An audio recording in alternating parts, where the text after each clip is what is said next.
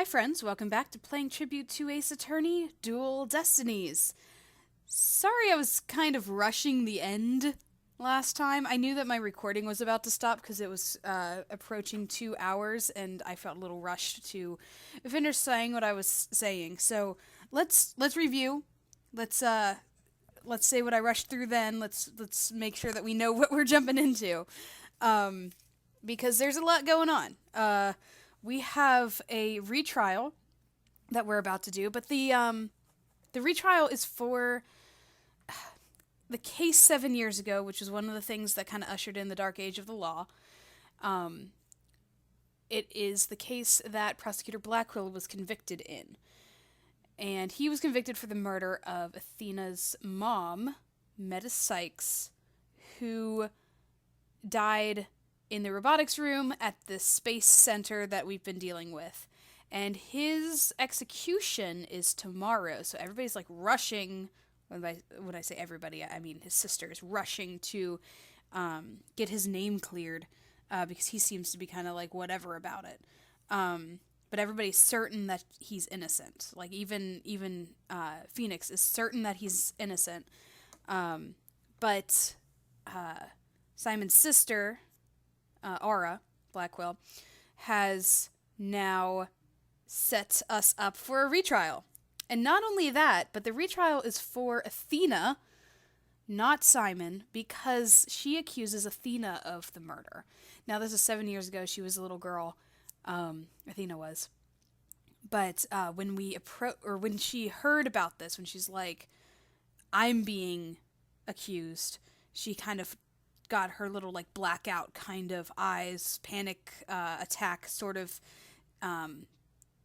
disposition, composure, and then black Psyche-Locks appeared.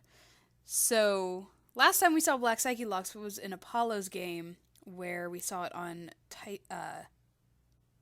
Gavin. Christoph Gavin, the boss. Where he was secretive about why he murdered people. I don't know. It was a whole thing. It was like deep in the psyche. And we weren't able to unlock those. So we're going to see what we can do here in this retrial. And we're going to see what we can set to right here. Because Athena is behind bars for the murder of Clay Terran right now. Because that's still happening. That case is still, we're still kind of in the midst of that. But in the meantime, it's kind of like a flashback case, kind of like a whatever. But we are getting in our trial. It says trial day 1 because this is our mock trial, I guess. Which is going to work a little bit differently than our mock trial at Themis Legal Academy. This is an actual trial. And who else to prosecute but one Miles Edgeworth, chief prosecutor, ladies and gentlemen. We missed him. He's back. Pearl is back. Great little cameos to the end of this game. Let's just jump right in, shall we? See our good friends continue our case, figure out what's going on with Athena.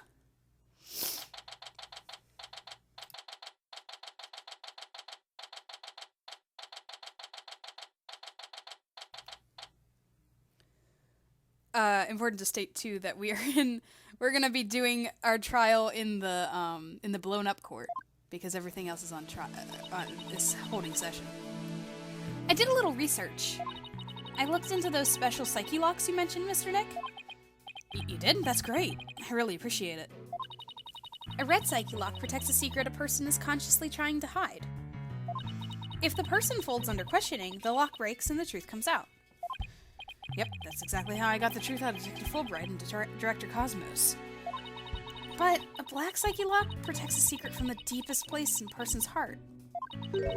A secret that that person isn't even consciously aware of. So even they don't know it's there. Athena isn't trying to keep anything from you on purpose. For some reason, part of her heart and her memories are sealed off, even from herself. Okay, so all I have to do is break the Psyche-Locks. According to my research, a black Psyche-Lock is like a heavy chain wrapped directly around one's heart. If they're ripped off by force, it could cause permanent damage to a person's soul. In other words, if I'm not careful, I could traumatize Athena for good. Pearls, could you stay by Athena's side? She must be suffering under the weight of such heavy burden. Alright. But will you be alright by yourself, Mr. Nick? I'm up against Edgeworth. I have to be able to give this trial all of my focus and strength. And you can't do that if I'm there. I'll just hold you back. No, that's not it. I just meant I can relax and concentrate if I knew you were with Athena. You're the only one who can do it, Pearls. Alright. I'll do it then. Good luck, Mr. Nick. Good. Now that my mind is at ease, I'd better get ready. I'll just tidy up the evidence and take out what I don't need. Oh, good. Tidying up evidence again. I love it when they do that. It's less pages to flip through. It's time to end this nightmare that started 7 years ago. The Dark Age of the Law? Oh, I guess that technically started like 8.5 years ago with Phoenix's case. It was Phoenix's case and then it was Blackwell, they were saying, were ushered in the Dark Age of the Law. And we're about to fix that, actually. Because we've already fixed Phoenix's case. We've proved that it was not as it seemed in Apollo's game. And now in this game, we're going to prove that Simon is innocent.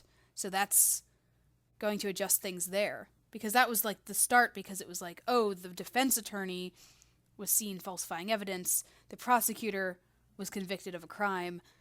Nobody trusted the courts anymore. All it takes is one, I tell ya. Defense, prosecution, and judge. There are even people in the gallery. The roof has been completely blown off and the walls have collapsed. But today, this ruin is my battleground.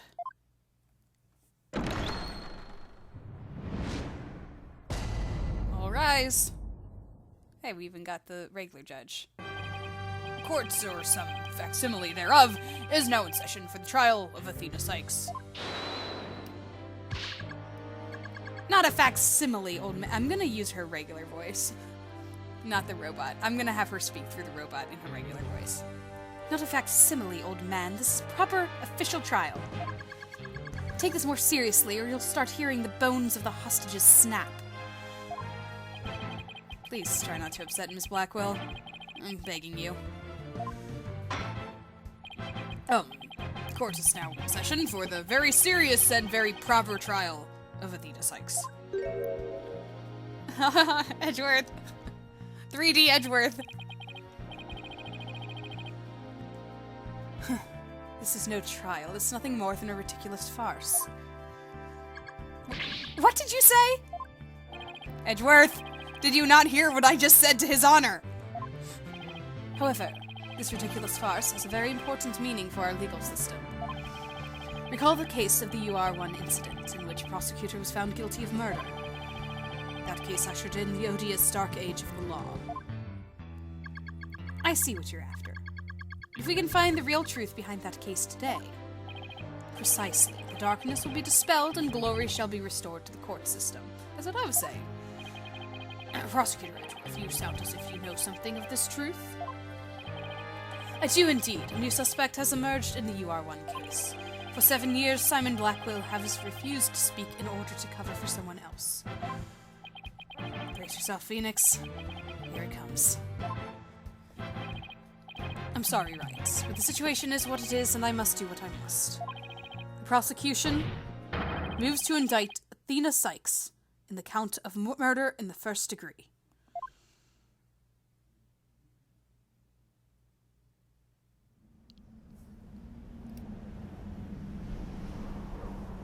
The wind is blowing. Regardless the circumstance, I intend to question the defendant with all I have. For that is a part of my creed. Then you better bring it. If the two of you are ready. Court is now in session for the trial of Athena Psyche. Your Honor, the defense was born ready. The prosecution is also ready.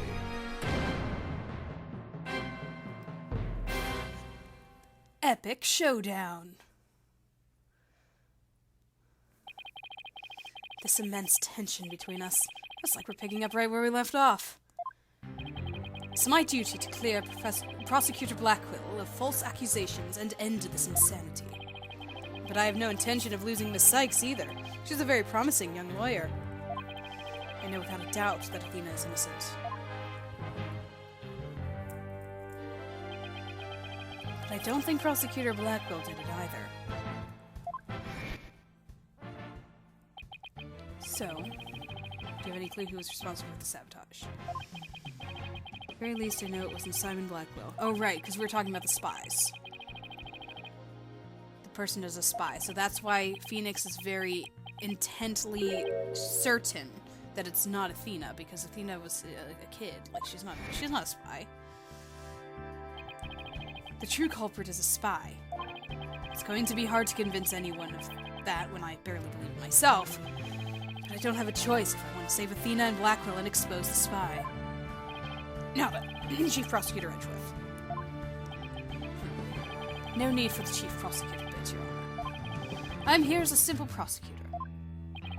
Very well. Your opening statement, please, Prosecutor Edgeworth. Although I've been known of late to give an impressive opening statement myself. Do we always deal with the same judge? Like, shouldn't there be different judges?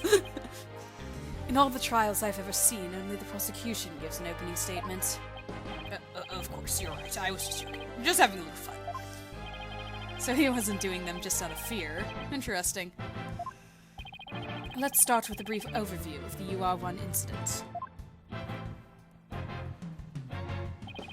The incident occurred at the Cosmos Space Center 7 years ago on October 7th. The victim, psychologist Meta Sykes, was killed in the robotic lab on the fourth floor. Athena's mother. Simon Blackwell, a young prosecutor at the time, was found guilty of the crime. There were two deciding factors that led to his guilty verdict. One, Blackwell was the only person in the corridor to the lab of the time of the murder. Corridor to the lab at the time of the murder. Okay. And two, this photo, which captured the moment of the crime. Very incriminating evidence indeed. It would appear that the only conclusion is that Prosecutor Blackwell did indeed. Are you kidding me? I'm not accepting any conclusion of the kind. His opening statement is over. Now, hurry up and call the witness. Excuse me, Miss Blackwell, but we must follow proper procedure for these things, you know. Or perhaps we should heed her wishes, Your Honor. She is the trial's sponsor, after all. Besides, the courtroom is chilly, and sitting for too long can't be good for your back. You are very kind to show such concern for the welfare of the elderly. As skilled as ever at playing the court puppeteer, I see. The prosecution calls its first witness.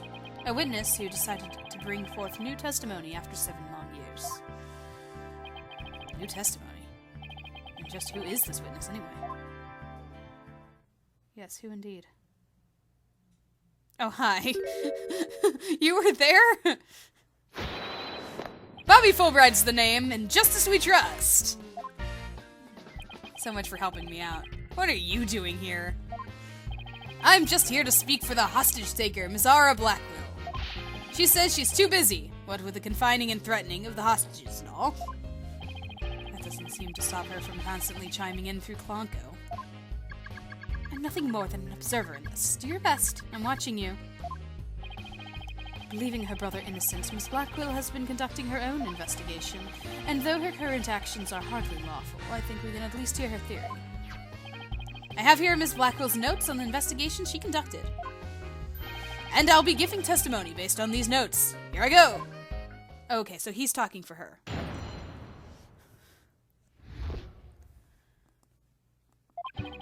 Simon isn't the murderer. He was trying to cover for someone. Someone else was at the scene of the time. At the time, they say Simon committed the murder. I mean, if he really was out to steal that moon rock, then why the rolling case? Rolling case? Because he was using it to hide someone inside, that's why. And the only person small enough to fit inside that case was Athena Sykes. And that's Miss Blackwell's theory. Totally goes in the face of the official ruling. Ha! About the case she mentions, there were other rolling cases like that in the lab. But they're not for traveling. They're apparently for moving parts and equipment. I vaguely remember seeing 3 cases, all different sizes. At the last trial, they thought that Prosecutor Blackwell used the case to steal the rock. And they had a perfectly good reason to think that, too. You see, there's a security camera in the corridor that leads to the robotics lab. And that camera captured the footage of Blackwell leaving the scene with the case. Huh. I can see why that footage helped to bring his trial to a quick end. It's very convincing, that's for sure.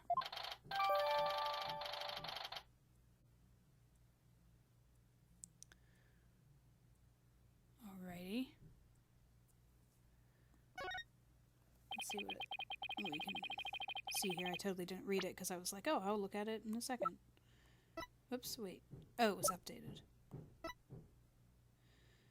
Blackwell was the only one to pass through at the time of the crime. Oh, okay. It was there in my evidence because I knew about the footage. Now I can actually see it. Yeah, okay. Alright. Nothing seems to, like, look out of place or anything here. I don't know. That case, by the way, was later discovered outside on the Space Center grounds. Speaking of after the incident, where was the defendant, Athena Sykes, found? She was found on the 5th floor of the Space Center in the Sykes family residence. Prosecutor Blackwell most likely brought her there after the incident. In addition, it's unknown where Miss Sykes was at the estimated time of death. Miss Sykes was too confused by the shock of her mother's death to give proper testimony. And there was no witness or evidence to tell us where she might have been. So what you're saying is Miss Sykes didn't have an alibi? That's what the evidence is saying, yes. I understand the reasoning behind the theory, but I'm far from convinced. The victim is the accused mother. Are you actually claiming an 11-year-old girl? Of course, the girl had a very strong motive. Dr. Sykes was a psychologist who wrote many papers about speech and emotions. You're aware that Athena Sykes' special ability, aren't you, Your Honor? Are you referring to that therapy thing? Yes, she's done it quite a few times in court. The ability to read emotions from speech, the subject of her mother's research. Well, as long as it benefits society, I don't see any particular problem researching it. I don't like where this is heading. Not one bit. Dr. Sykes was so intent on her research, she forced her daughter to undergo experiments. Prosecutor Edgeworth, are you seriously suggesting? I've done my best to be delicate, but even you can't deny it to be true, Mr. Wright. No longer able to withstand the anguish of the experiments, Miss Sykes felt her only choice was to kill her own mother.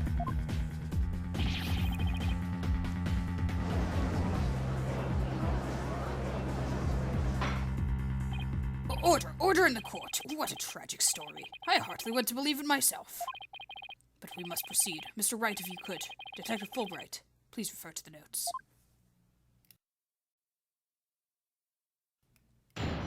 Alrighty. Get back to the good old days. Alright. Press everything? This is the last case of the game. Final boss and all that. So Prosecutor Blackwell willingly accepted a death sentence to protect someone else. Yes, that is precisely what Miss Blackwell appears to believe. And that is what I believe as well. Prosecutor Blackwell is no murderer, Mr. Wright. But Athena Sykes certainly didn't kill anyone either, Mr. Edgeworth. So it appears neither of us can afford to go easy on the other. Fine, I expected no less. I remember this tense atmosphere. It's so invigorating. I'm on only reading notes here, but yeah, I feel extra invigorated too. So let's keep going.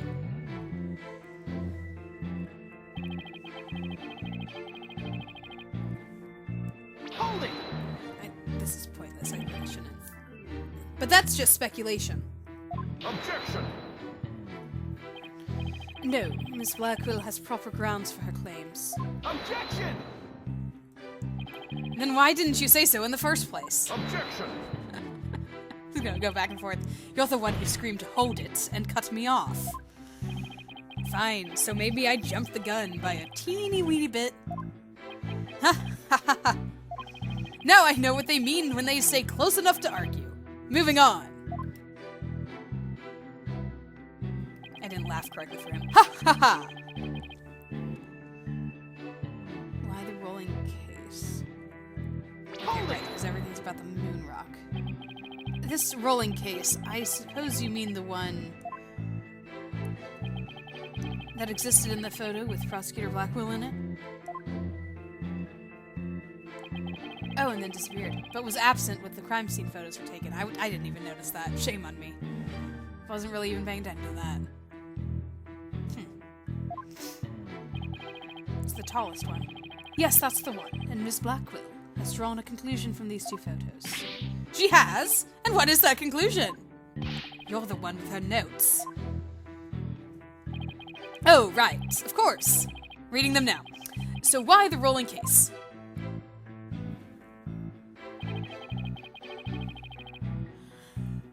Hold it! And how do you propose he hit a person inside one of those cases?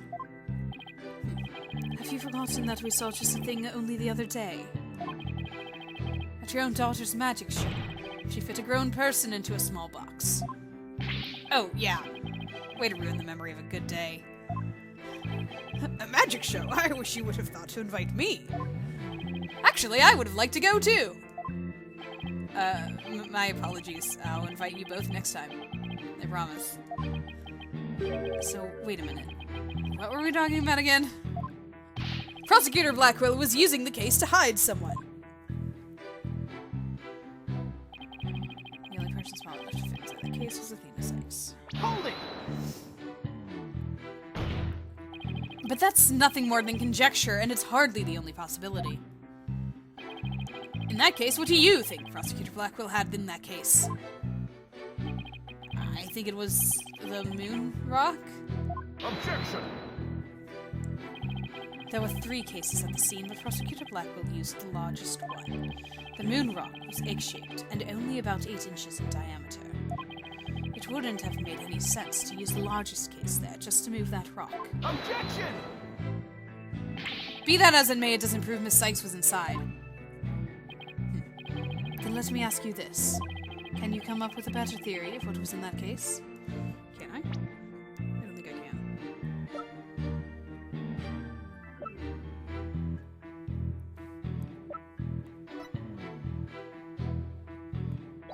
No, because that was found. Wait. Compare. Right? This is spot the difference. We got that weird, like, bloody robotic arm thing on the table where the screwdriver is. Was that possibly what was in the case? Do I see it in the crime photo? No, it's not in the crime photo.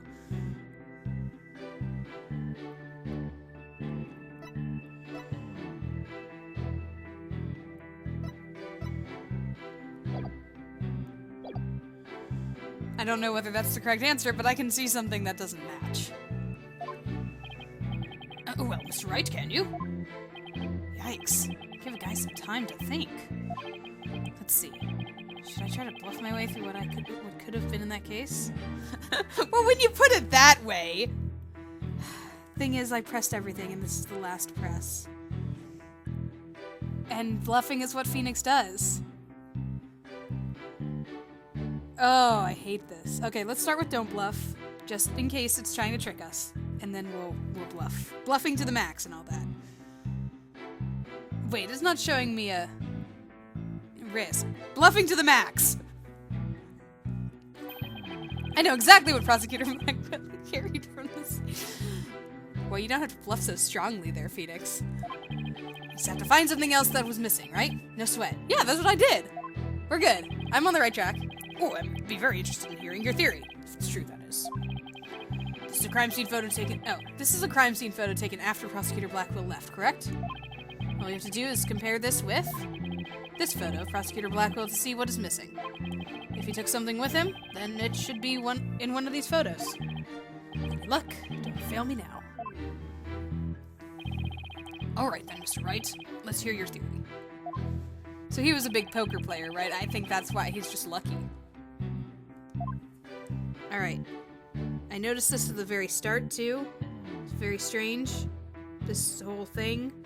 And now I'm noticing that it is absent from that other one. Please notice that there's a robot part on top of the cart in this photo. However, in this photo taken after the crime, the robot part is gone.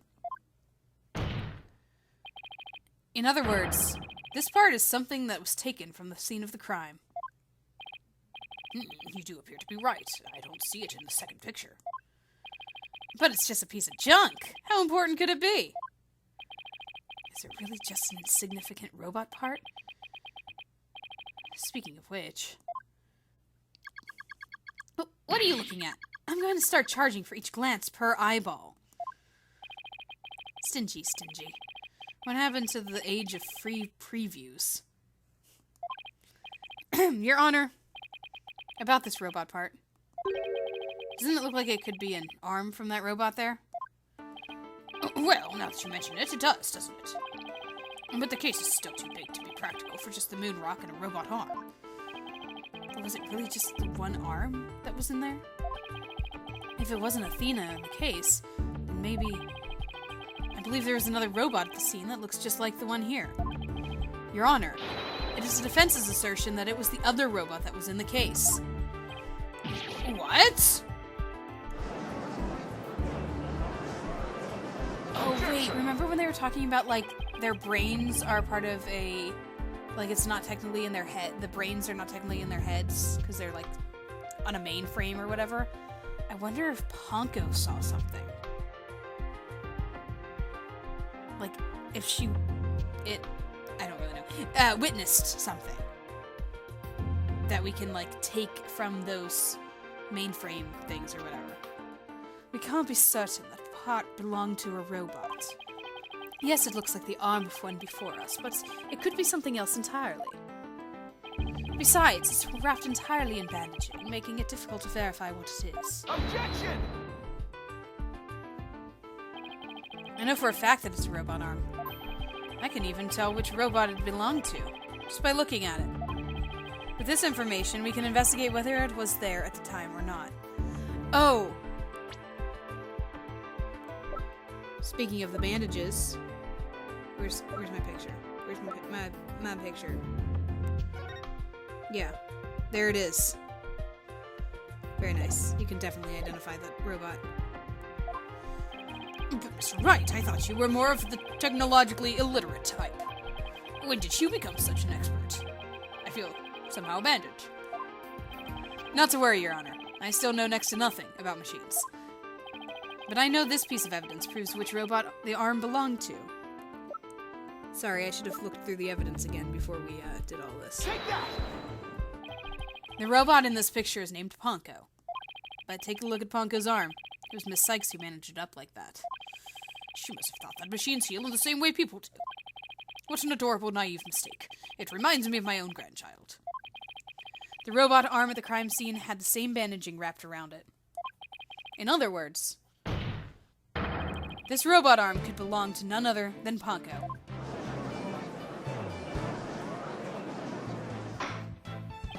Order in the court. Order, I say. Prosecutor Edgeworth, what do you have to say to this? I concede that the robot is about the same size as a child, but it cannot grab its knees and curl itself up into a ball. Even if it was the largest of the cases, the robot couldn't have possibly fit in there. The case does come up to about mid-thigh on Prosecutor Blackwell.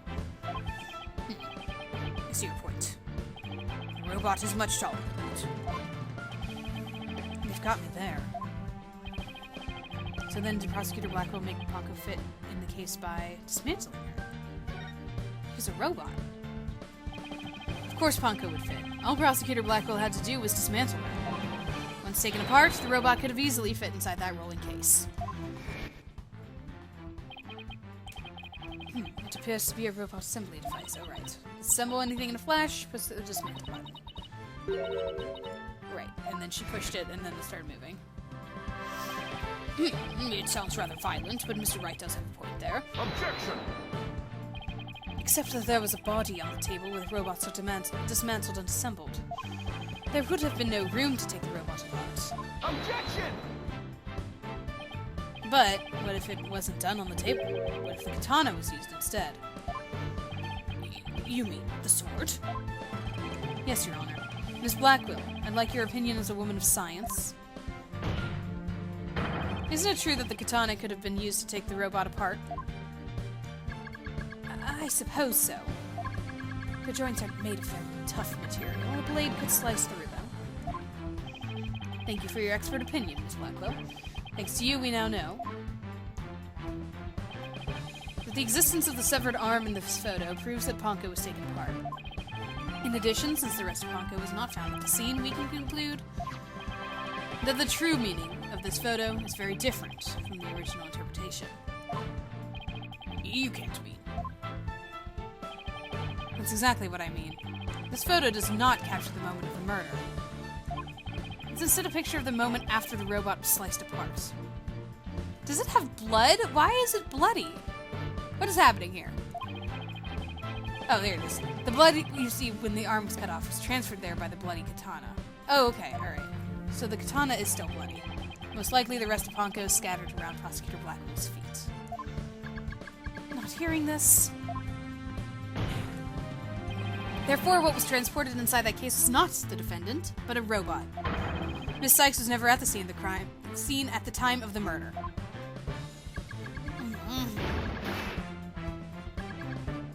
My head, my body! Where am I?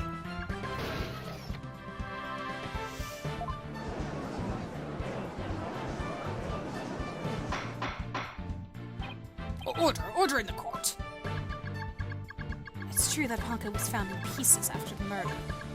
And I'll admit I repaired her myself afterward. And there we go. Shows Blackwell taking the robot apart. There's a bloodstain on the end of the robot's arm. Yes! I'm finally making some progress.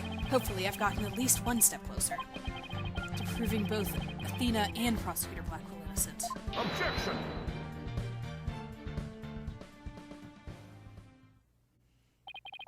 Well played, Mr. Wright.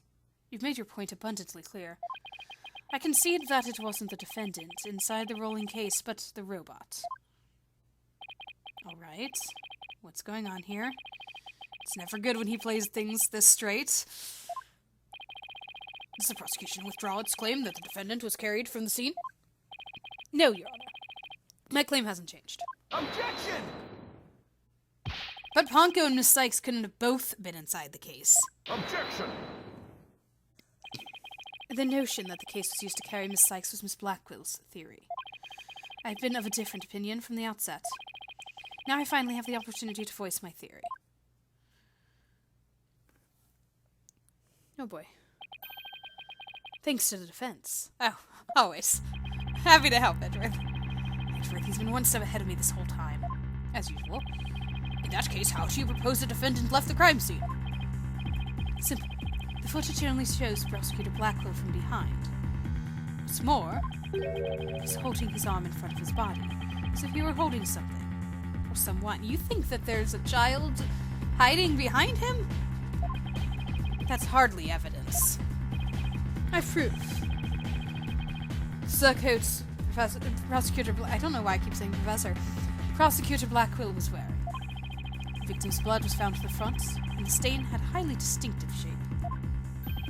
A blood stain with a distinctive shape? It's a handprint, isn't it? Please continue, Prosecutor Edgeworth.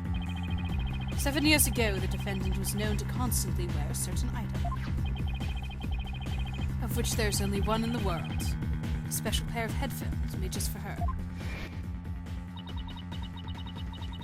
She always wore these big, heavy-looking headphones, right, with juniper tones. Part of her research. Analysis showed that the blood stained to be in the exact same shape as these headphones.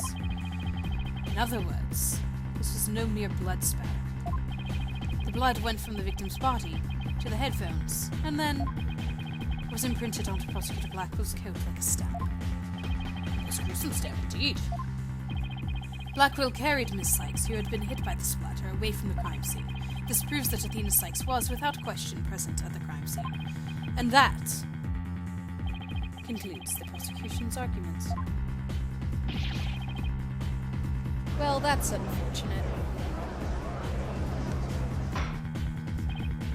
Order! If the defendant was indeed innocent, it deepens the suspicion against her. Objection! Let me see that coat, please. Put it in my court record so I can look at it. But we've also shown that the robot was there at the scene as well. Objection! Are we about to accuse a robot? I hope you're not making the ridiculous claim that a simple robot was the real murderer. I don't really think that, no, but you can't say the possibility isn't there.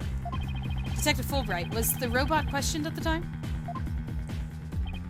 No, I don't see any record of it. I believe it was considered unrelated to the case.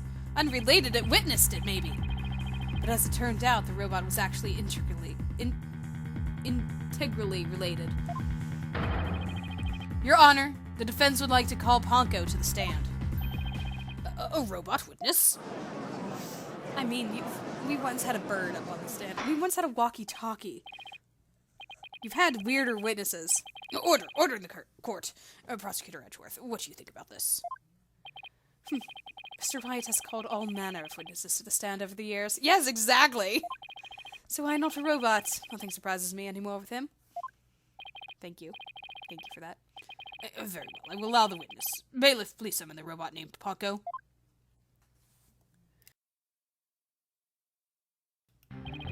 Witness, please state your name and occupation. My name is not Witness. My name is Ponko. Yes, I realize that, but when you are at the witness stand, you are the witness. No, I'm not. I'm Ponko. Say it with me. Ponko. What an utterly inflexible little robot. You're the last person who should be calling anyone inflexible. You remind me of my grandchild who just learned his own name. Oh, how precious. Alright, Ponko. I'm going to ask you some questions. Questions? You have questions. Hooray! What are your questions? I want to know if you were there at the scene of the murder of Mrs. Sykes. It was 7 years ago, on the 7th of October, around 2 p.m. in the robotics lab. Certainly. Just one moment. Searching data. Search complete. Yes, I was there in the robotics lab. There you go. It would seem this robot's testimony is necessary to the case after all. This is great. I just knew Ponko must have seen something important. A murder committed right before this poor little girl's eyes. It's inexcusable. The judge seems ready to adopt Ponko as another grandchild. So, little Ponko, do you think you can give us your testimony today? Oh boy, I have a bad feeling about this. I went to the robotic lab at about 2 p.m. for my regular recharge. Just as I was about to charge up, Athena came in and hugged Mommy Metis. And then Mommy Metis fell down. After that, I was recharging, so I don't know anything. After I charged up, I was cleaning the room, and Mr. Simon came in. And then an error occurred. There is no data after that point. Oh. Oh, well, it sounds like the defendant was without question at the scene. However, it doesn't appear that the witness saw the actual moment of the murder. I disagree. This testimony shows that the defendant did indeed commit the crime. What? At the end of the day, we mustn't forget that this witness is still a machine. Being a robot, its understanding and capacity to express itself are limited. So what are you suggesting?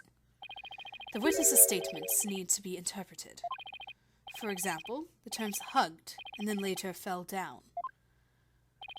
Adults don't usually fall down after being hugged by a child. They don't, but... Yes, what this witness statements are telling us. That the defendant stabbed the victim with the murder weapon during this moment. What?!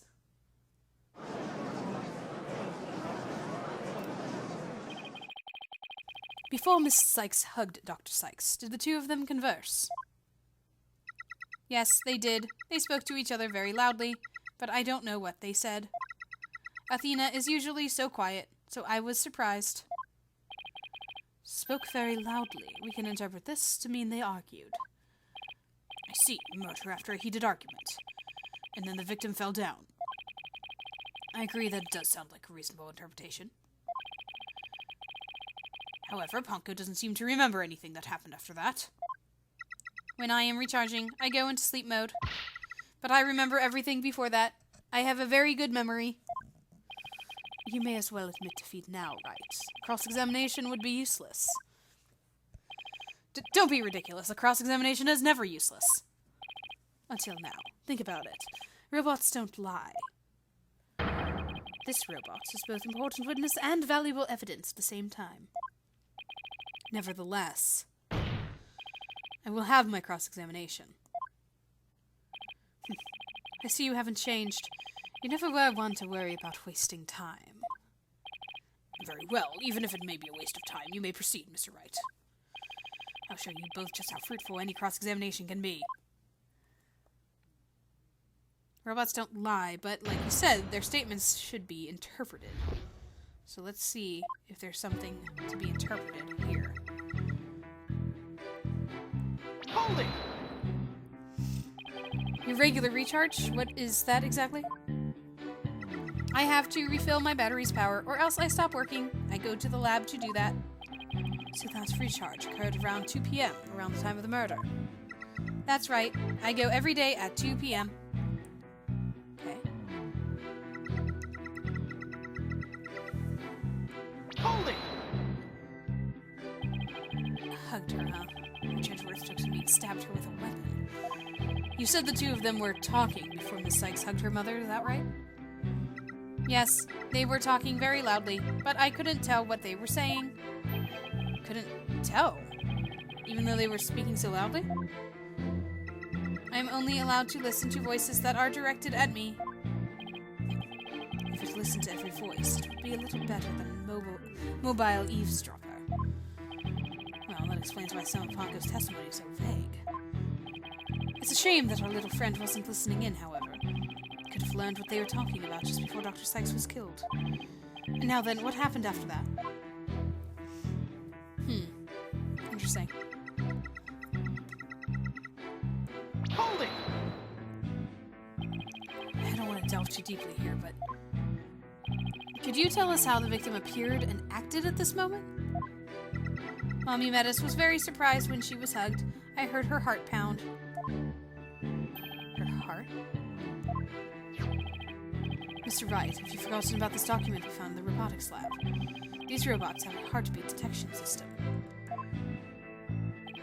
Now that he mentions it, I do remember reading something like that there. Right. I do have something on the robots here.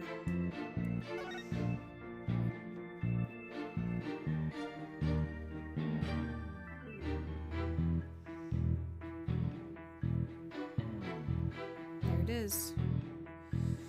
Maybe could she have possibly recognized someone incorrectly? Because it's based on the spacesuit. Remember how she or Klonko, was it Klonko? That thought that Apollo was Clay. Because he was wearing the spacesuit. Or the jacket. Oh, here it is. They detect the presence of people by the sound of their heartbeats. Wait a minute. That means if Dr. Sykes really did die at this moment. Ponko, how was Dr. Sykes after she fell down? Could you still hear the sound of her heartbeat? Let's see. The moment she fell, her heart was pounding. After that, I don't know. I started recharging just then. Of all the unlucky timing, if you had heard anything after that, could have possibly proved that the hug wasn't actually the moment of the murder. I'm very sorry. I'm afraid I don't know. I'm very sorry. Robot is designed to go into sleep mode automatically, so it can't be helped. But it does appear detected an increased heart rate at the moment of the stabbing. But we also know that she died immediately, right? Pierced the heart, and so death was instantaneous. I think that might be our save there.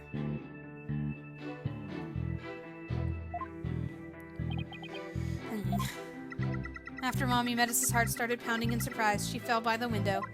It was the round window, on the workbench side of the room. workbench, huh?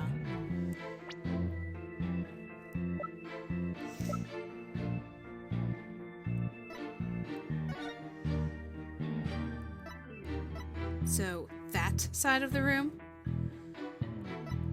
And yet, this is where she is?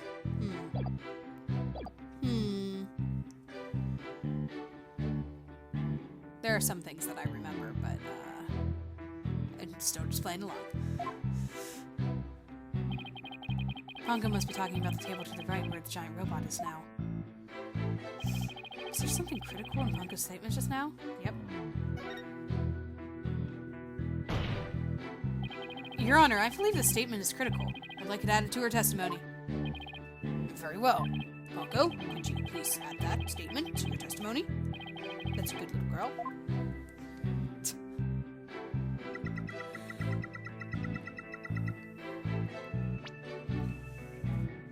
And yet... Objection! Pongo, your statement may have just inspired a breakthrough. I was helpful. Hooray! I'm so happy. Just to be sure, let's go over it again, okay?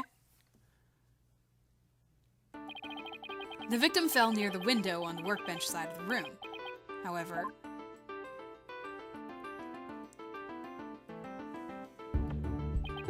her body was discovered on the operating table.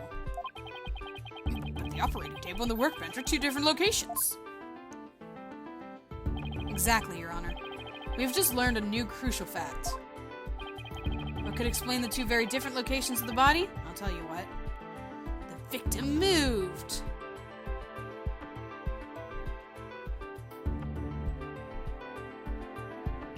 Isn't that saying the same thing? Well, I mean, that one accuses the defendant of moving the body, which we don't want to do. Oh, are we saying... Maybe this is step one. I really do think that the instantaneous thing is going to be important. But, the victim moved might be what we're going for because of, it's implying that the victim moved, so she was alive. Not that the body moved. So, I guess that's why it says the defendant moved the body, to urge us away from that. Because we don't want to accuse the defendant of moving the body. So it says the defendant moved the body instead of the body moved. Maybe? Yeah, okay. An 11-year-old girl couldn't have moved a heavy body of an adult. So the only explanation is that the victim walked to the operating table herself. In other words, what Pongo observed near the workbench couldn't possibly have been the moment of the murder. I'm very relieved to hear that. Glad to know that the murder wasn't committed in front of little Pongo here. Yes, as we just heard in the testimony, Miss Sykes hugged her mother, nothing more. Objection!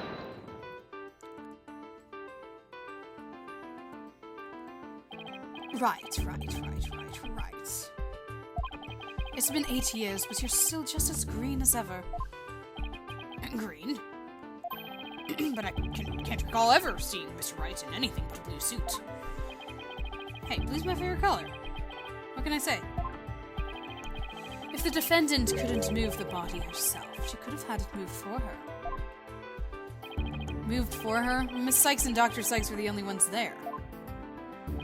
I agree. Since this robot is equipped with a heartbeat detective system, it would have been aware of another person's presence if someone else had been there. We can therefore conclude that the defendant and the victim were the only ones present. And then who do you suggest moved the body? Don't you know it's in the nature of a robot to help people do things? Miss Panko, allow me to ask you a question. My name is Pongo. Say it with me, Pongo. I believe you said you were cleaning after Dr. Sykes fell down. Did you happen to move something large in the open onto the operating table? Yes, I did. Athena asked me to. Athena asked you to? And what did you move, little Pongo? I don't know. Unless something has an ID tag, I can't tell what it is. An ID tag, you say? Yes, a tag with a QR code on it. We robots scan them to tell what a thing is. The paper in the lab did mention something about that. Recognizes people by scanning their spacesuit or uniform jacket ID tag, it said. So it would appear that Miss Panko here can't identify what it moved. My name is Panko! But we humans have the power to imagine what it was, do we not? We do? Well, I do, at the very least.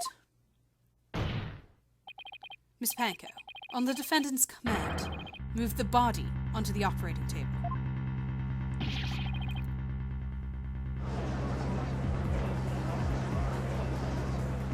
Panko, did you really move Dr. Psyche's body? This is really important. Isn't there any way you could tell? I don't know. Without an ID tag, I can't tell. Give it up, right. If the victim's heart was stopped, the robot's detection system would be useless. Furthermore, Dr. Sykes usually wore her white coat while she was working. She kept the jacket with her ID tag on it, draped over a chair in the robotics lab, and only wore it for special occasions. In other words, the victim wasn't wearing her ID tag at the time. From the robot's point of view, her body was simply just another object. Let me take a look at those pictures again. The jacket is on the floor. She doesn't seem to have an ID. But can't they recognize, facial features? When the face has been scanned? Objection! That's what it says.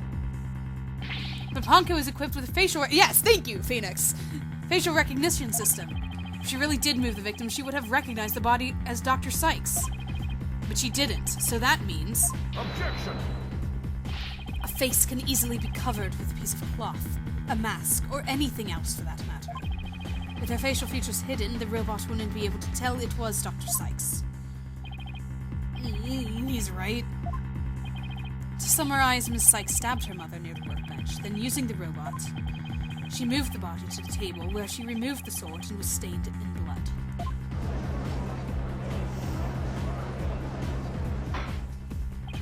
Order! But if that's the case, then I have a question. Why did the defendant move the body to the operating table in the first place? You want a reason? Very well. What? You can't possibly have an explanation. Your emotions blind you to the truth. You could learn a lot from our robot friends. Calm and rational thoughts will open your eyes to the truth in front of you, Mr. Wright. Now then, do you remember the operating table's one special feature? Oh, that's terrible. I believe I read that robots can be assembled and disassembled then. Isn't that right? That's right. And to the defendant, who was just a child at the time, the table was like a magic box that could make robots appear or disappear in seconds.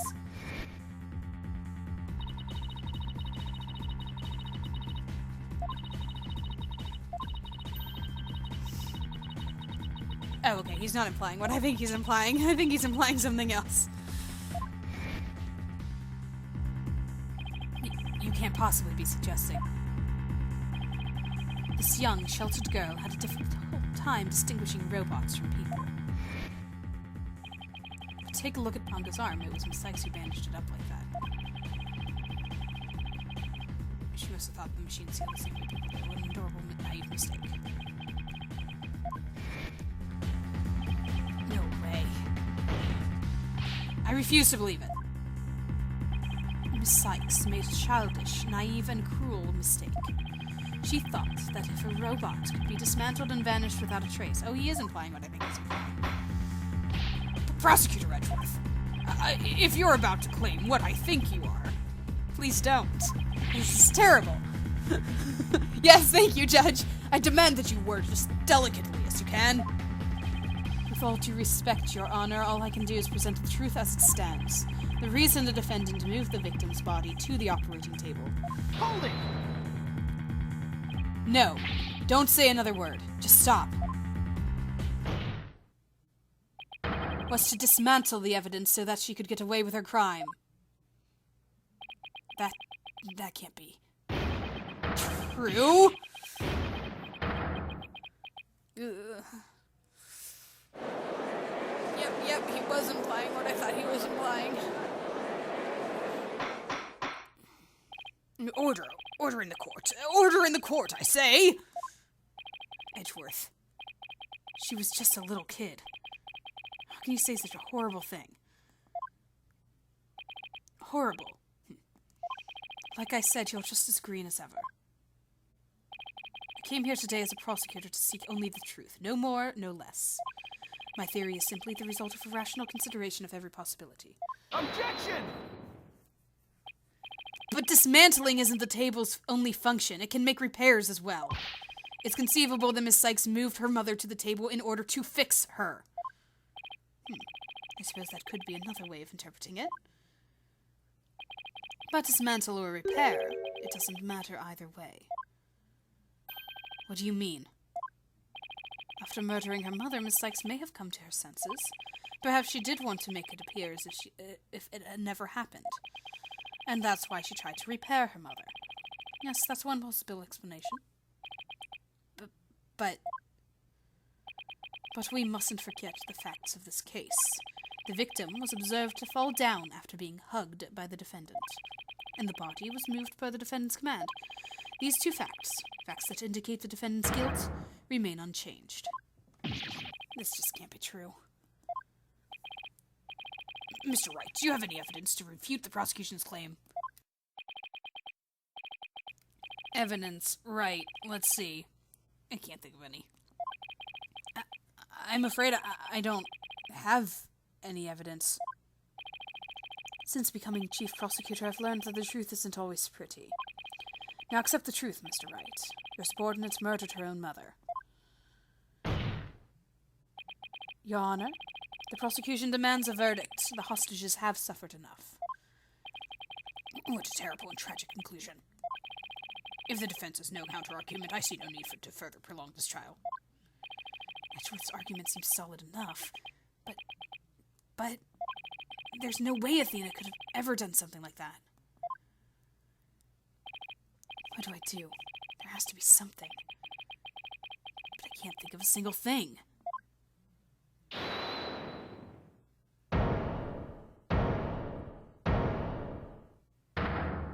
Oh, hi. Prosecutor Blackwell. Wait, how are you out of... Wait. This is quite the farce you are conducting here. I could die from laughter. Prosecutor Blackwell, what are you talking about? What I'm talking about is that your argument is based on an entirely false premise. Go on, we're listening. Could this be the miracle I need? What is Prosecutor Blackwell trying to pull here? 7 years. 7 long years. This case has been on my mind, and for an instant did I not think of it. I'm the one who killed my mentor, and don't think you can alter that fact now.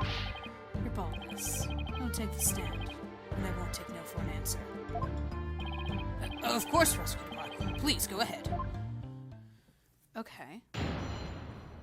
So now we're gonna see his testimony and his claim that he did it to protect Athena, because that's what Ara is accusing him of. Protecting Athena. I guess we are going to see his testimony after all. Put him to the test here. I went to the Cosmos Space Center with the intention of killing Dr. Sykes, but when I got to the robotics lab, I found Athena there instead. I would not be swayed from my purpose, so I waited for Dr. Sykes to return. And then I committed the act. Ah, how cathartic it was. Oh, that's terrible, dude. Come on, man. We know you didn't do it. Right? But little Pongo here witnessed the victim falling. In other words... Objection! I don't need any of your other words, old man. I can guess what happened. Which would be...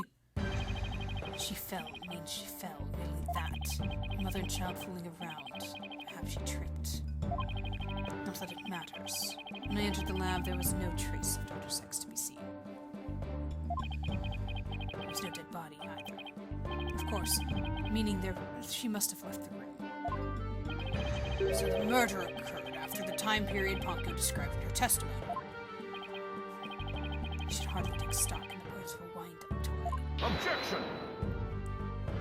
Then how do you explain the fact that the defendant had the robot move something? Athena was always tinkering with robots on the operating table to amuse herself. And she always had Ponko move the heavy ones for her. That day was no different. Ponko moved a heavy robot for Athena.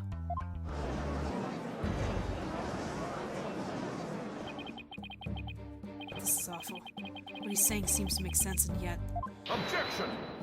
And yet it's a lie! What do we do? Prosecutor Blackwell, are you trying, even now, to turn away from the truth? Don't you realize we could bring the Dark Age of the law to a close today? Objection! You expect too much from me. I'm just a murderer, beyond redemption. Why don't you just let me go so I can settle down? Prosecutor Blackwell's execution is tomorrow. If the truth doesn't come out now, it's all over. Are you saying that the little girl and the robot had nothing to do with the murder? That's right. So let's hear your verdict. If you don't hurry, I might miss the ferry across the Styx.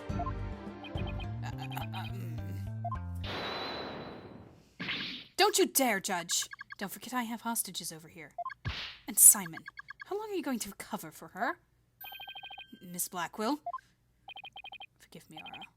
I never wanted you to do anything like this for me. But you agreed to this trial. If you have a counter-argument, then present your evidence. That's the rule of the courtroom. Isn't that right, Chief Prosecutor? Blackwell. You're selfish! Oh, well, to be frank, I don't like this, but it's my duty to make a decision. If no one has a counter-argument, I will announce my verdict. Is this really happening? Is it really going to end just like it did 7 years ago?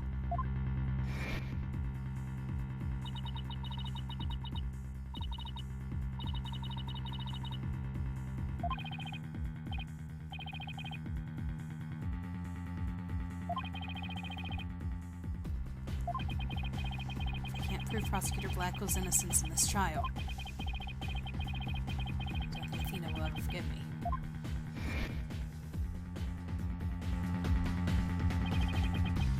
I can't let this happen. But I just don't have the evidence to counter Prosecutor Blackwell's testimony.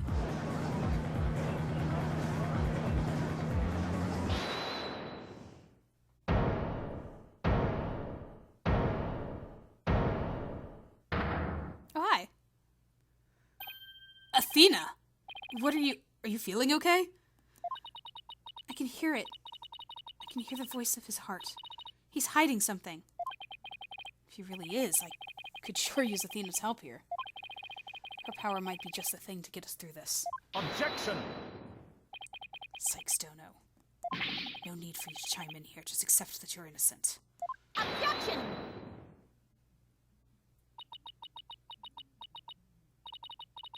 These past 7 years, they've been just as hard on me, you know.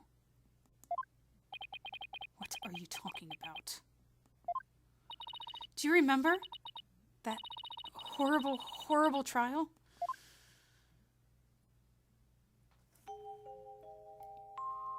Please, you have to listen to me.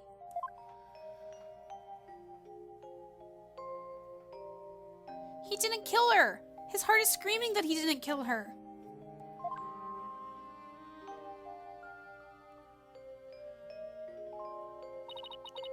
Even now, every time I stand in a courtroom, it comes back to haunt me.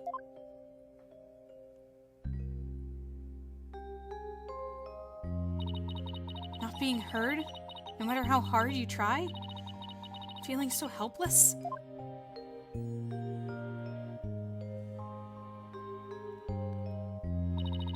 Caught in people's stares, so scared that it feels like your chest is in a vice. I'm terrified of courtrooms. I want to run out of that door even now.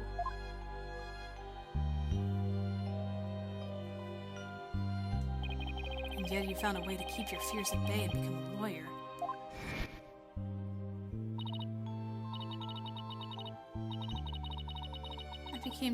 Realized I had to fight. I couldn't give up. Exercised hard and studied hard. to become a lawyer. Strongest lawyer I can be. Those are all flashbacks from the last part, I believe. The day had finally come. The day I've been looking forward to with all my heart. This is why I became a lawyer. This is why I studied psychology. It was all to save you from this false conviction. But Miss Sykes, do you realize what it would mean?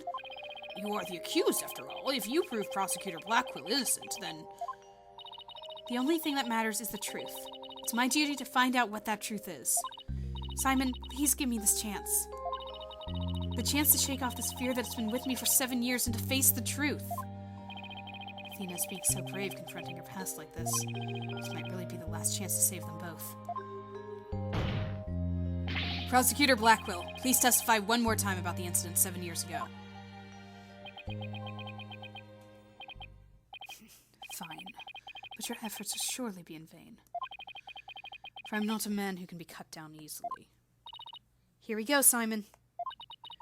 Let me hear the voice of your heart. Let's do it.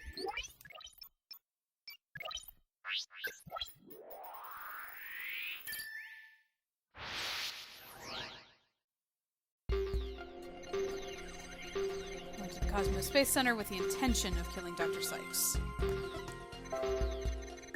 When I got to the robotics lab, I found Athena there instead. He's happy. Interesting. I would not be swayed from my purpose, so I waited for Dr. Sykes to return. He's still super happy. What's with the happiness? And then I committed the act and how cathartic it was. Right, okay. So why is he happy when he sees Athena? Because she's getting in his way. So why is he happy? This feeling of happiness. Even though the person you were looking for wasn't there, you felt happy. Why is that? Simple. When I was looking for Athena and hadn't found her yet, I grew worried. So when I saw her in the robotics lab, I was happily relieved. Merely that. That was a lot. Just now you said you went to the Space Center to kill Dr. Sykes. But the first thing you did was look for her daughter instead? I had no intention of harming Athena, so I wanted to confirm that she was safe first. It was just a part of my plan. Nothing contradictory about that. Gah. The second I find an inconsistency, he cuts it down. Simon knows the principles of analytical psychology. There's less noise now, but I don't see any instabilities we can latch onto. I was afraid of that. We'll just have to keep chipping away at Wow. We just have to keep chipping away at him then, bit by bit. Did you update his testimony, Athena? You got it, boss.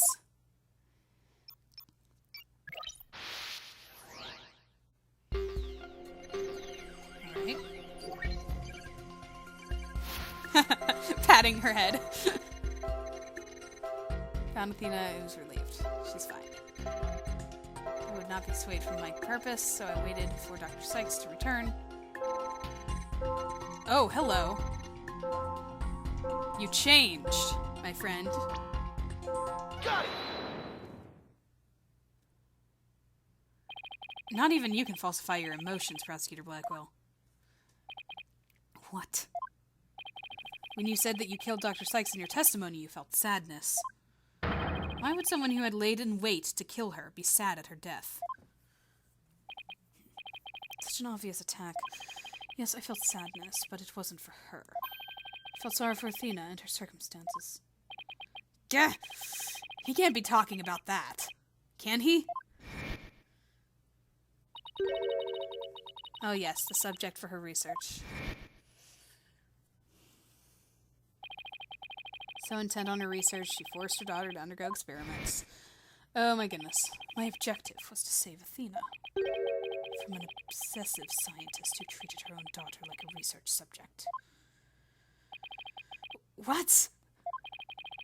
I went to the psychology lab first. That's where I would usually find Athena playing. But that day was different. I had someone crying in the robotics lab next door. Was Athena being subjected to yet another experiment? I thought as I went to see. Conveniently, Athena had cried herself to sleep, and all I had to do was wait and kill. So that's why he was relieved when he saw Athena. But is this story really true? I'm not sure how much to believe. Mr. Wright? How you doing, Athena? Still hanging in there? I'm a lot stronger than I look, boss. Now take a look at this. The noise level actually increased. He's lying again, that's why. He's covering up his covering up. Went up? I've never seen him do that before. Prosecutor Blackwell is lying somewhere in his testimony. As a matter of fact, he's piling lie on top of lie in an attempt to make his claim sound more believable. He's trying even harder to suppress his true feelings, and that's what's causing the noise. How in the world should I approach this? I can either use evidence-based approach, if I can find a contradiction. Otherwise, I should look for an inconsistency in his emotions. There are no flaws in my testimony. His boldness is prepared to give his verdict. Give up on this lost cause and let the law free me of these chains already. Objection! I don't think so. Not while I'm around. Now, contradictory testimony or inconsistent emotions. What should I tackle first?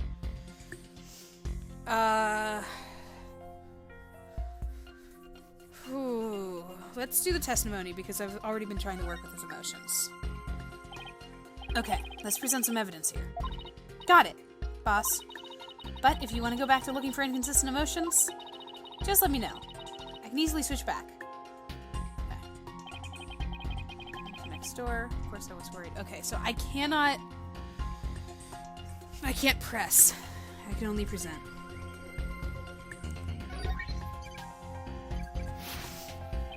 I hurried over and opened the door to the robotics lab.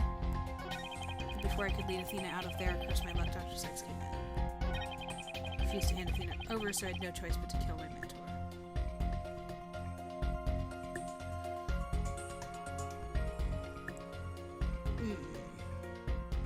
And this is all while Ponka was sleeping, so it has nothing to do with that.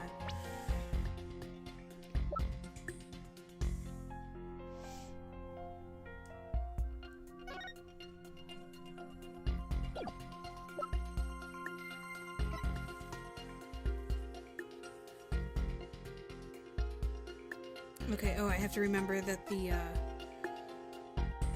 murder weapon was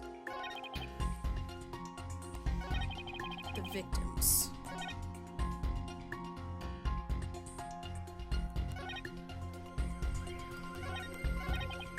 Can we go back to emotions?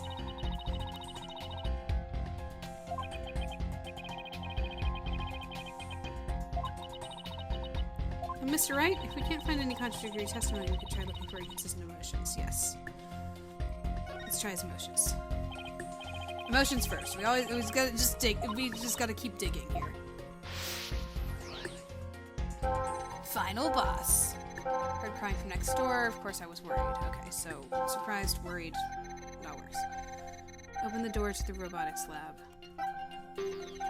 Before I could lead Athena out of there, curse my luck, Dr. Sykes came in. Refused to hand Athena over, so I had no choice to kill my mentor. That all makes sense.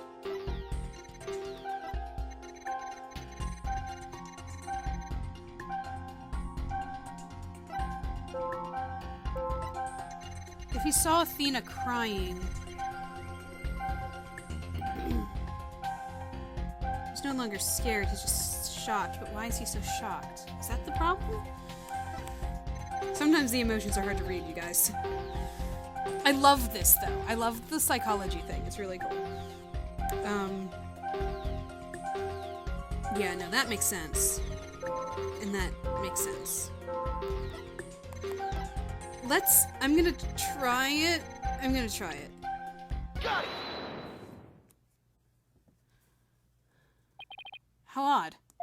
Why would you register surprise at opening the door to the lab? Alright, fine. I'll explain if I must.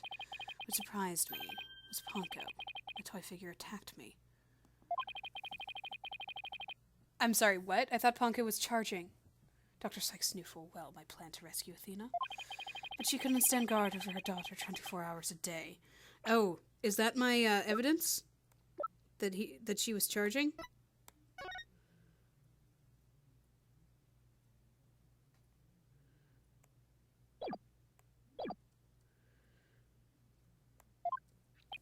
So Dr. Sykes had Ponko do it. That's right.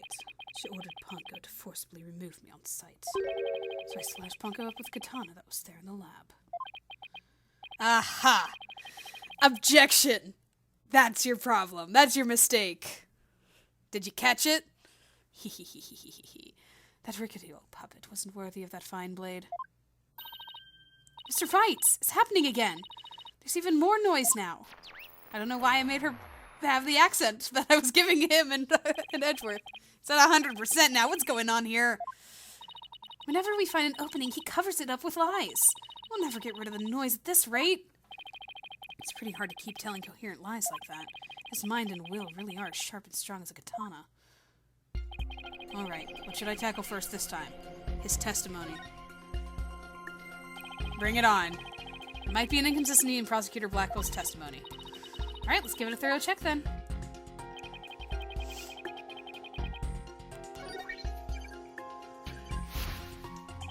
Ponko attacked me, I retaliated by cutting it to pieces. Okay. Your problem, I believe, is the picture. Objection! Because there's blood on Ponko because of the murder. Blood happened after the murder. Compounding lies with more lies is never the answer, Prosecutor Blackwell. Take a look at this photo. That's the photo of the supposed moment of the murder, isn't it? How many more times must I see that which condemned me for my sin? The ironic thing is, I think this picture is actually going to be your savior now. See the blood stain at the end of Ponko's arm where it was severed with the katana? I hope you aren't claiming that it's the robot's blood, Mr. Wright. No, most likely the blood was transferred there from the bloody katana. The katana already had blood on it, so then it must have been the victim's blood. That's right. But if that's the case, we've found a glaring inconsistency. He knows. Yeah, there it is. You said in your testimony that you cut up Ponko and that you killed Dr. Sykes. And then you killed Dr. Sykes. But in spite of that, the victim's blood is already on Ponko's arm in this picture. What? But that couldn't be. Exactly. In order for the blood to have transferred from the sword to Ponko's arm, the victim must have been stabbed first before the robot was slashed. Wow. Blah, blah. In other words, Prosecutor Blackwell, your entire testimony is nothing but one giant ball of lies. Tell the court the truth, Prosecutor Blackwell, now. You have no idea what you're doing. His voice. There's so much discord. I'm hearing not just one or two, but a bunch of rampaging emotions here. It's hard to describe. It's like a violent whirlpool or something. Phoenix Wright, you will pay for this. Never have I been forced to reveal so much, but the rest I'll take to my grave. Prosecutor Blackwell, you are on the witness stand. You are obligated to tell the truth. Isn't it the rule of the courtroom? All of these complex emotions, they seem to be flowing from one source. I think whatever he really saw that day is what's causing these feelings.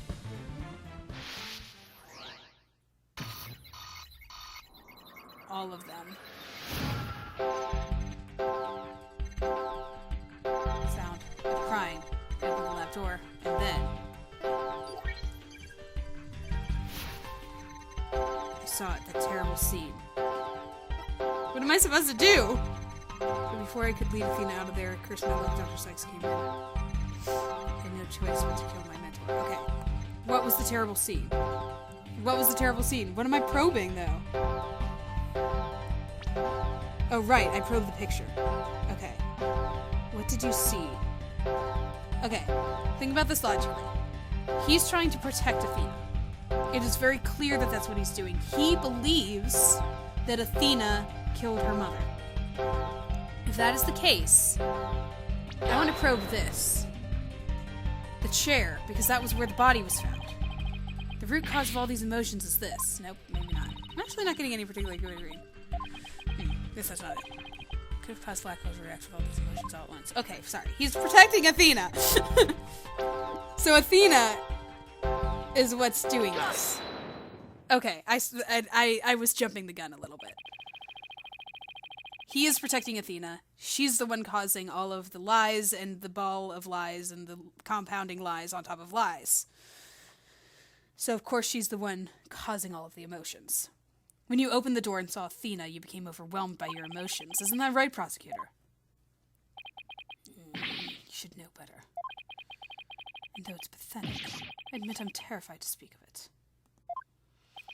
Prosecutor Blackwell, Miss Sykes is innocent. I will always believe that with all my heart. Now, can't you find it within yourself to believe in me, too? Athena is innocent, huh? Can you honestly say you believe that to be true? Right, don't know. I give you my word. Now tell me what you really saw when you opened that door. Oh, he's sweating. Curse you, Phoenix Wright.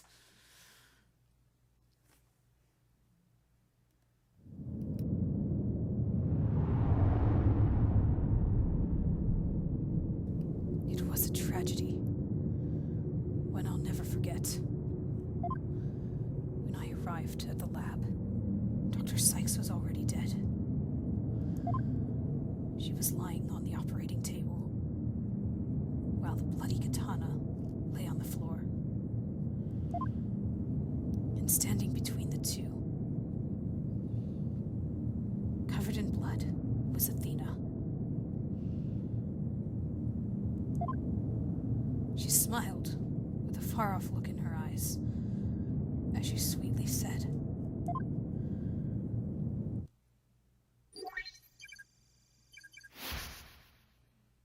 spooky.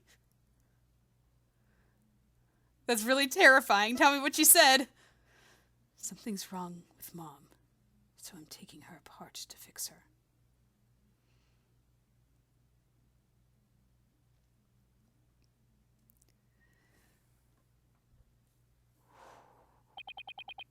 That's what I saw.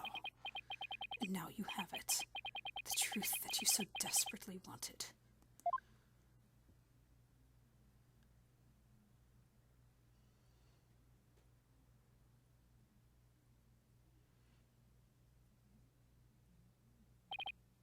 No.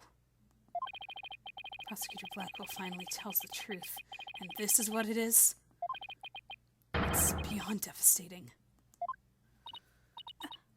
I tried to take my mother apart.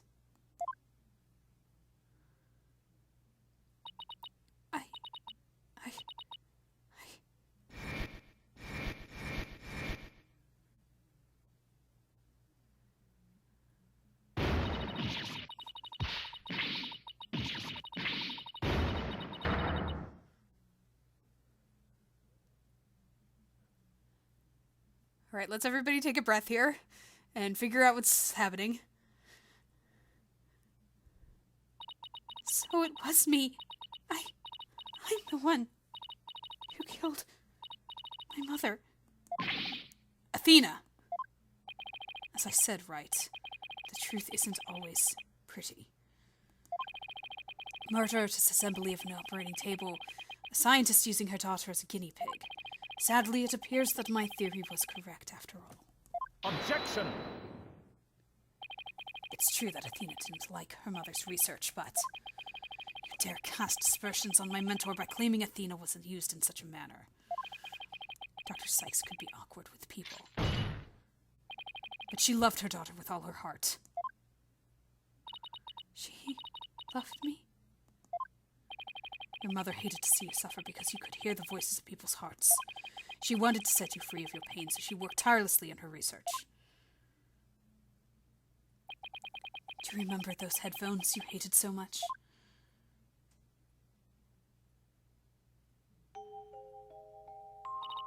Yes, my head hurt every time I wore them. No, Athena. It's just the opposite. They emitted sound waves to nullify emotional input from the voices of people around you. Your power was much stronger then than it is now. And those headphones were what enabled you to carry on with everyday life. No, that can't be true. Then why would I have done something like that? To somebody who loved me so much. My love for you was real, that I can guarantee. That's why I knew. That what happened had to be some kind of mistake. I couldn't let you be punished for it. So you took the blame yourself. You and your mentor are more alike than you know. Paco was a witness, so I put it in the case, held Athena close, and vacated the lab. So she was there. I threw Paco away in the boarding lounge trash chute. And I hid the case in Space Center grounds. It would seem that we now have all of the facts of the case. Hold it! No, not yet. It can't end like this. Objection! Do you not disgrace yourself, Mr. Wright? The truth has been revealed. Or are you the type of man to turn your back to things that disagree with you? I'm not. But this... I can't give up now. I have to say something, anything, even if it's a bluff. I've always managed to pull through that way in the past. I have to make it work. The defense is prepared to present evidence. Mr. Wright, Yes, Athena? it's okay. You can stop now. I don't want you or anyone else to suffer any longer for my sake. Athena, what are you saying? I killed my mother. That's the truth. Just like Prosecutor Edgeworth said, we have to face it, no matter how much it hurts.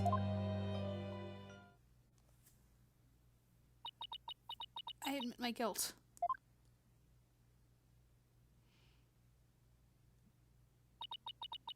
Could I please be granted just one chance to tell everyone what I recall?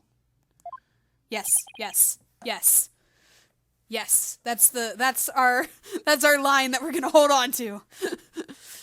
If she can give any more light on anything that happened here. It appears Miss Sykes is much braver than you, Mr. Wright. What say you, Your Honor? In light of her courage, will the court give Miss Sykes this opportunity to confess? Very well. Then, if you would, please, take the stand, Miss Sykes.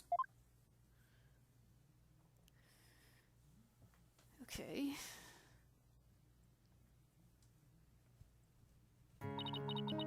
Thank you for letting me do this, Prosecutor Edgeworth. And thank you, Mr. Wright and Prosecutor Blackwell, for letting the truth be known. Now we can finally move forward, and everyone's suffering can come to an end. Athena. Prosecutor Blackwell will be cleared, and the dark age of the law can come to an end. Yes, admit your guilt, and bring everything to its conclusion. I killed my mother. My memory is still a little hazy, but there's no question I remember it. I remember the weight of the weapon in my hands, and the feeling of it stabbing in deep. And I remember the warmth of her blood as it flowed down the handle onto my fingers. I'm sorry, what? Handle? There was no blood on the handle. Objection? Your Honor, please find me guilty. I dare say, these are all memories that no one but the murderer would have. I see. Thank you for your confession. I believe this trial has gone on long enough. But before we conclude, does anyone have a counter-argument? Yes! Yes! Objection!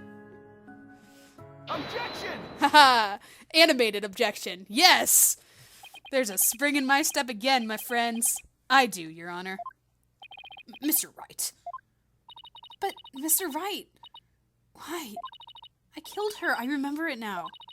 Any counter-argument now is pointless. Objection! Don't tell me you've forgotten one of the basic tenets of lawyering. Always believe in the client, to the bitter end. Athena, you are not a murderer. Objection! I said that you never changed, but could you have actually regressed in these 8 years? I wouldn't stand for your childish emotionalism getting in the way of the truth. Emotionalism? Don't lecture me on matters of the heart, Edgeworth. because I can see straight into a person's soul. Psyche-Locks. Alright, we gotta very carefully break these, though.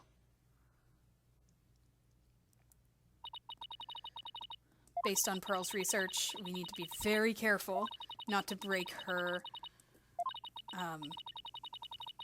But the fact that she has Psyche-Locks means that she's still hiding things, which means she didn't kill her mother. There's still a chance, somewhere deep in Athena's heart. There might still be a memory that not even she knows about yet. It might be like looking for a grain of sand somewhere in the cosmos, but still, that memory might contain a new fact that could prove her innocence.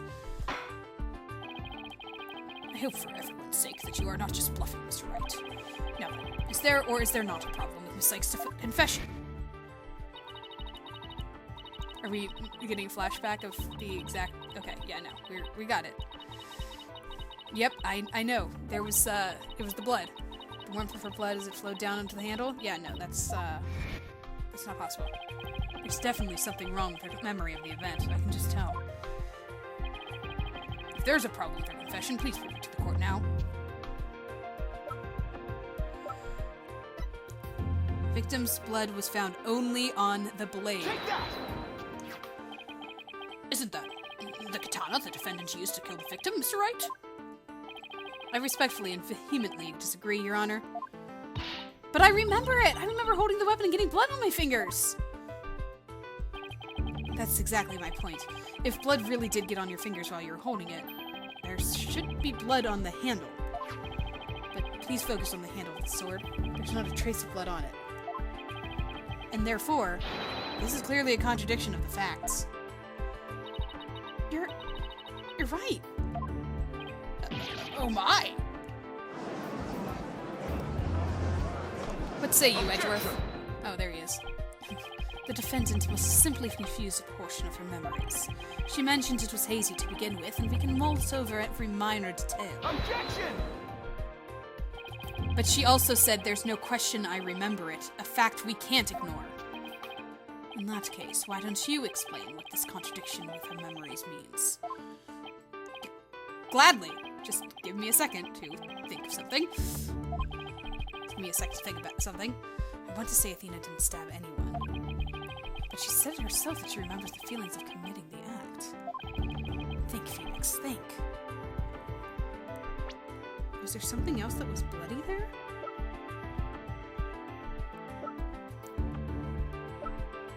Like, we've got a knife here.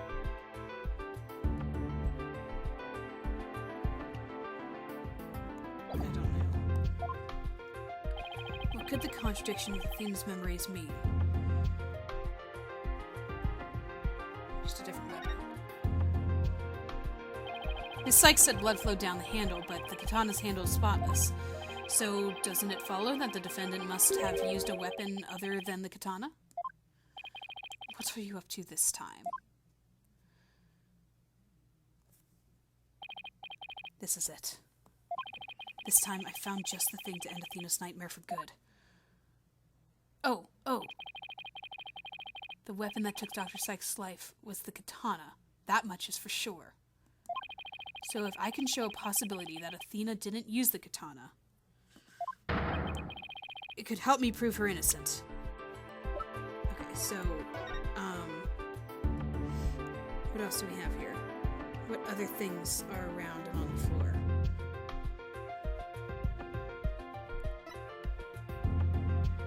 Staff jacket, cart, body.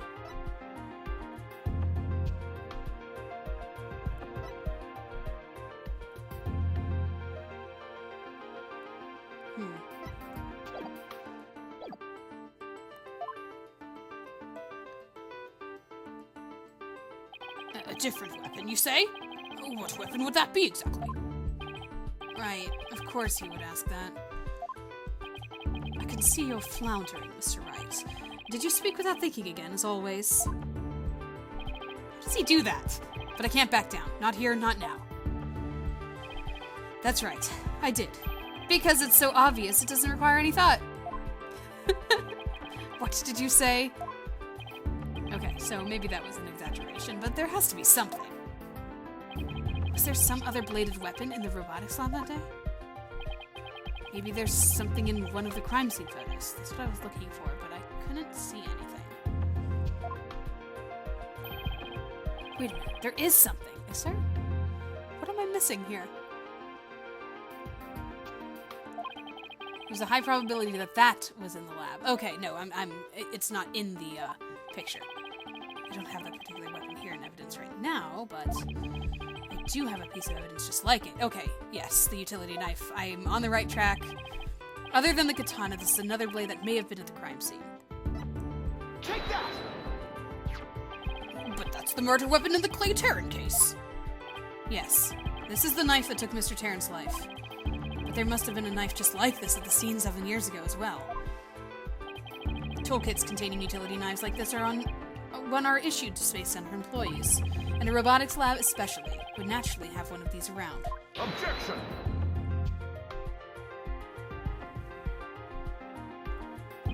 But besides the katana, no other bladed weapon was found at the site.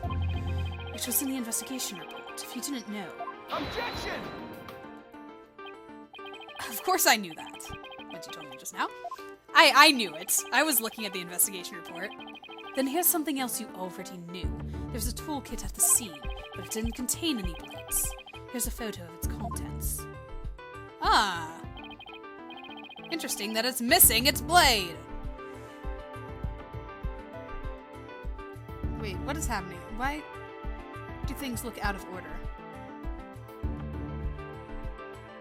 It is out of order. Why is it out of order? That seems like it's going to be important.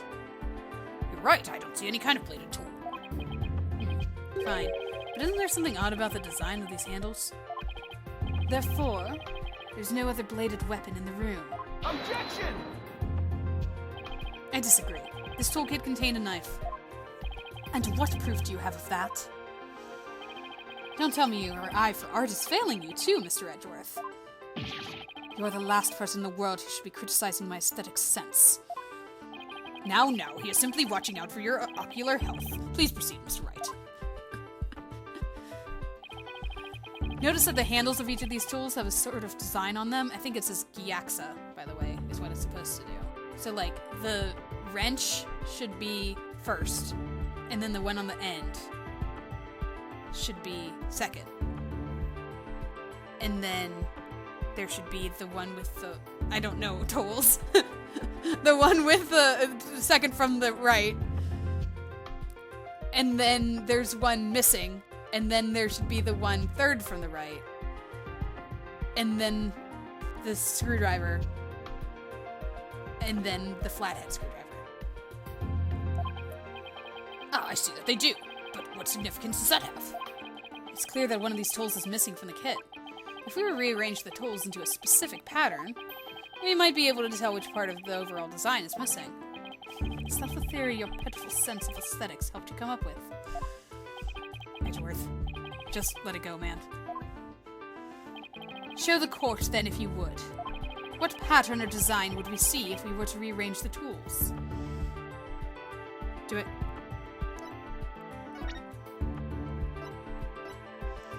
I don't think that's what it's looking for.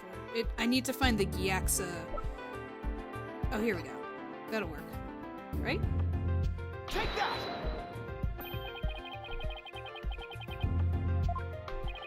Okay, good. I was concerned. And what design is this supposed to represent? The Gyaxa logo, Your Honor. Gyaxa? Gyaxa logo? It's on all the Space Center's documents and pamphlets. As you're aware, Gyaxa is the program that operates the Cosmos Space Center. Look at how brightly the Gyaxa logo shines in the sunlight above the entranceway. Really dig the stars and rocket motif it's going. Have I been pronouncing it Gyaxa the entire time? I think Gyaxa makes more sense or sounds better. Rolls off the tongue a little better. Ah, I think I see it now, but yes, with just the tools shown in this photo. Hey, there it is, see? Just like I said. The red A part of the logo is missing. Oh, look. And this is where the murder weapon from the Terran case comes into play. If we were to place the utility knife in the open slot,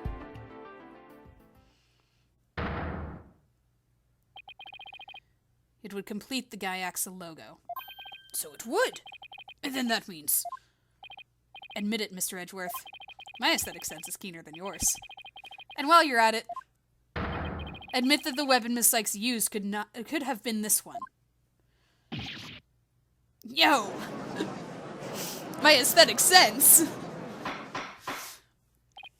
It's like the good old days. I enjoy their back and forth.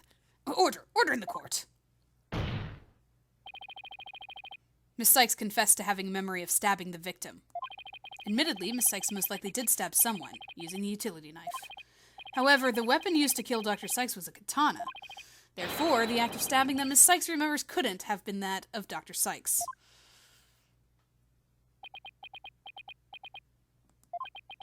Very well. Let's suppose for a minute that Miss Sykes did use the utility knife. Tell me, how does that change anything? Come again? I love how he's still pointing. It's like forceful. Yes! What? What if the katana was only being used as a decoy to conceal the true murder weapon? What if the real weapon that took the victim's life was the utility knife? Don't be ridiculous, or are you changing the premise of your entire argument? Then where did the knife go? I'm merely offering a hypothetical situation derived from your logic.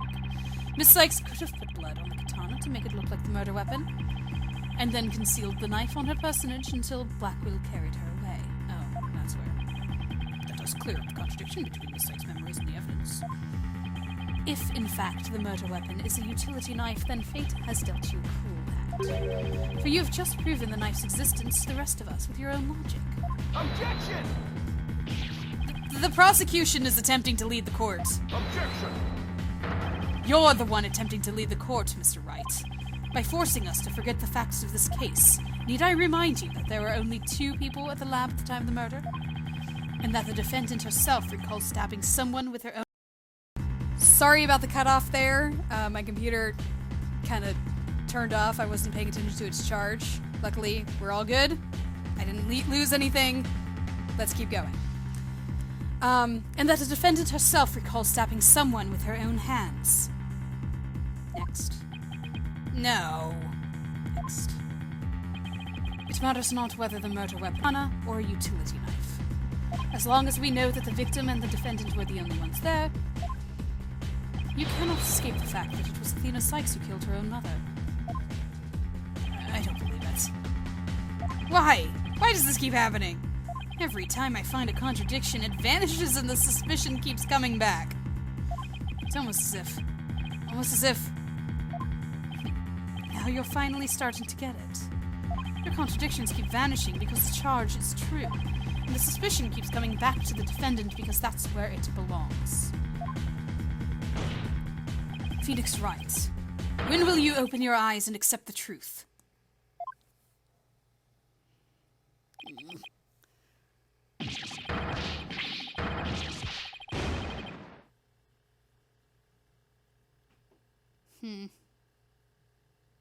Oh, it's that stance again. The depressing despair. Yang! I don't want to believe it. It can't be true. But what if...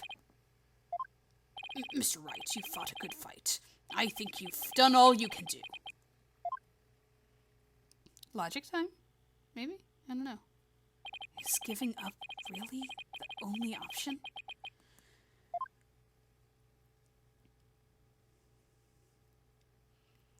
No. Snap out of it, Phoenix. What's the matter with you? Giving in to doubt. I can't look back. Forward is the only way to go. No, Your Honor, not yet. It isn't over yet. Right. I can't lose sight of what's important. I believe in Athena, and I'll always believe in her. To the very end. A defense lawyer never gives up on his client. I have to pick myself up and stand firm. Make that brain of yours work, Phoenix. If I don't see a way, I'll just have to go back and look for one. Time to rethink this case. Thoroughly. Alright, here we go. Zoom in. I concede the fact that Athena must have stabbed someone with a utility knife. This must have been what Ponko witnessed as Athena's hug. But Prosecutor Blackwell didn't see the knife at the scene. This means that someone must have removed it from the lab before he arrived.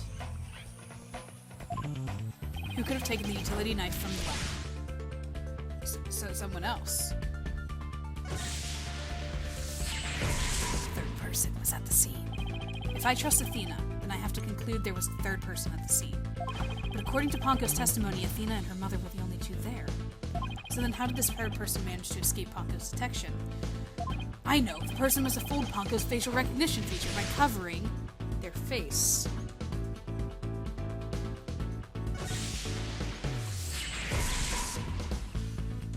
But wait a minute, Ponko has a heartbeat detection system too. Even if they covered their own face, Ponko would still detect their presence. She would have been able to tell who they were. Wait, that's it! The culprit could have covered their face and posed as which person to avoid detection. No, to Sykes, because that was the hug.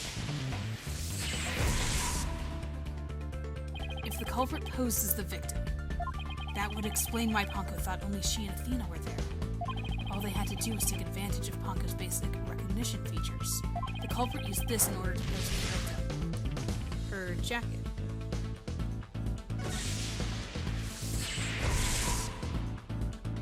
The culprit could have posed as the victim by wearing her jacket with the ID tag on it. But that still leaves the heartbeat detection system. How did the culprit get around that? It wouldn't have worked if Ponko could detect the real Dr. Sykes' heartbeat too. So does that mean that the real Dr. Sykes was already dead by that time? If that's the case, then who did Athena stab? The culprit.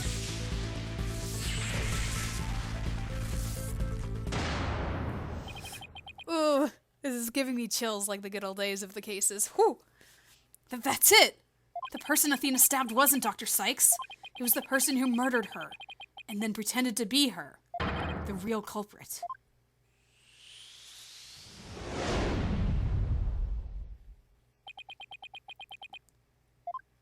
Now that Mr. Wright has finally finished thinking, let us bring this to a swift end. Please give us your verdict, Your Honor, so that we can move on to hostage negotiations. You are absolutely right, Prosecutor Edgeworth. I hereby... Objection! I didn't say I was finished. I was only pausing for a second, because I realized something so shocking I had to take a break to digest it. But now I know for a fact that Miss Sykes is innocent. But Ponko saw me. She witnessed the moment of the crime. Yes, Ponko did witness something. She saw the hug. In other words, the moment she used the utility knife.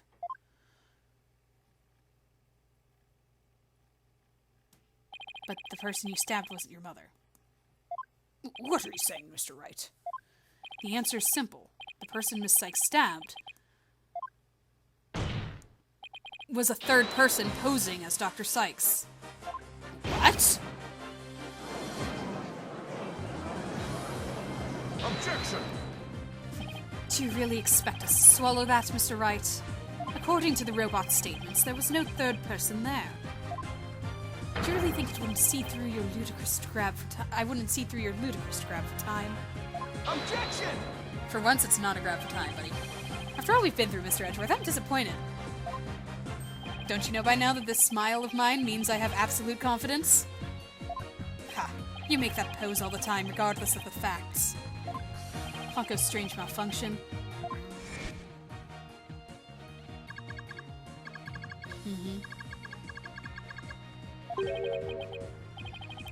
Yep.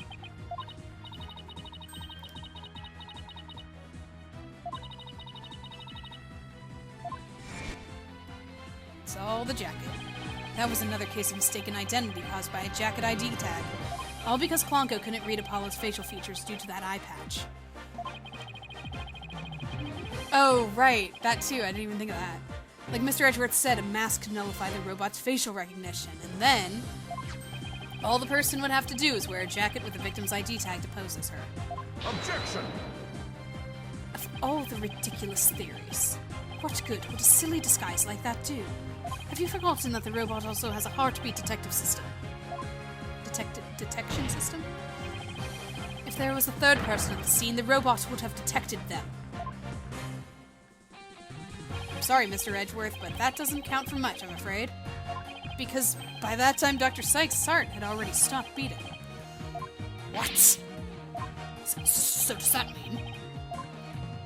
Yes, Your Honor. The person Miss Sykes stabbed is This third person who is posing as Dr. Sykes is her mother's real killer. But that's impossible!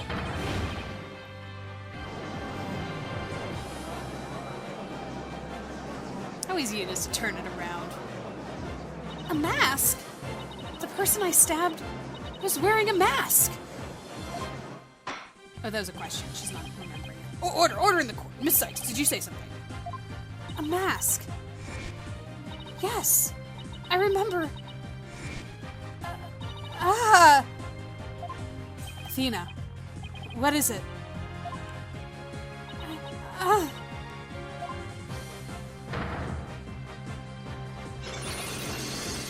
You got it. It's alright.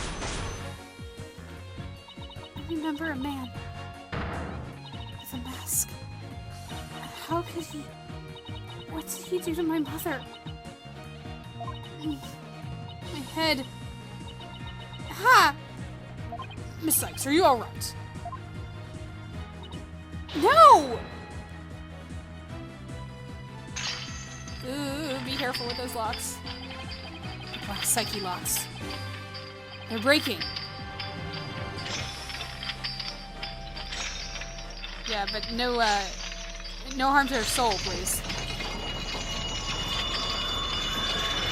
Gently. Ugh.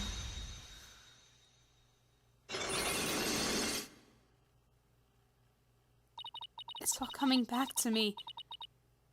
Everything that happened the day my mother was murdered.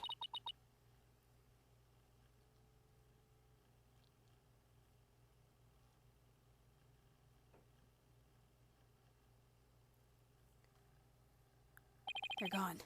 The Black Psyche-Locks are finally gone. You didn't really stab your mother, did you? It's all right, Athena. Just tell us what you saw that day. I was drawing a picture. When I was done, I went to show it to my mom. I opened the door, and then...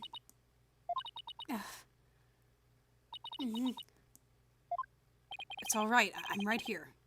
You're safe, Athena. She was on the floor by the workbench with the katana sticking out of her. There was a handkerchief over her face, but I knew it was her by her clothes. And there was a man there. A man? Hold it! Quiet, Your Honor. Go on, Athena. He tried to attack me. In a panic, I grabbed the knife that was there, and he dodged at first, so I only got his clothes. But I tried again. Oh, the slash through the jacket. That was from her. And this time you got him, didn't you? I did. I remember it clearly now. The knife went into the back of his hand. Then he kicked me and I passed out.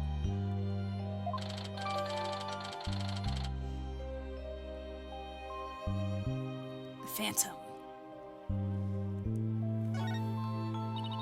When I came to, my mom wasn't moving.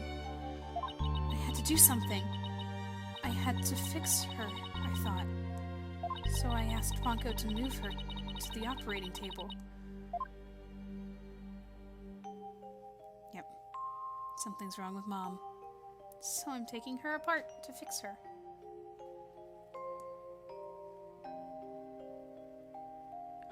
So that's why she said that. And she was in a daze because she had just been knocked out. Your Honor, as you can see, the defendant has just given us critical new testimony. A man was there before Miss Sykes arrived. A man who covered the victim's face and put on the victim's jacket. This man is the real culprit. Ooh, am I going to prove that she slashed his clothes with the jacket picture? I bet I am. Because nothing ever just, like, rolls over. I need evidence, right? Evidence is everything. Miss Sykes, do you have any idea who this man was? No, I'm afraid I don't. A few moments ago, Miss Sykes mentioned a mask. Athena, can you tell us anything else about that? Yes, the mask. It was my mom's Japanese theater mask. I think it was the one hanging on the wall of the lab. This mask hanging here on the wall. It's kind of spooky, that mask. My mom used to tell me that no mask even has the power to turn an ordinary human being into a phantom. The phantom. Phantom. It would seem that a new suspect has emerged. And that means that all suspicion against Miss Sykes has... Oh, hi. I forgot you were there.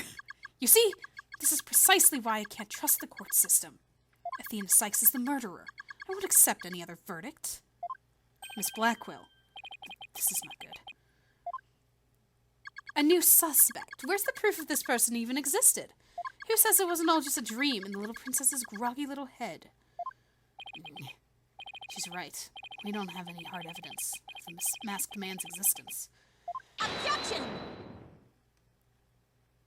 Thank you, Mr. Wright.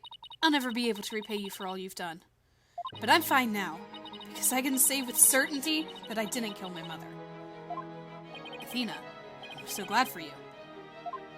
More and more memories are coming back now. So I'd like to say one thing, if I could. Ponko came to the robotics lab at 2 p.m. to recharge.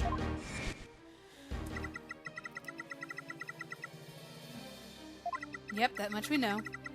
Athena came in, fell down.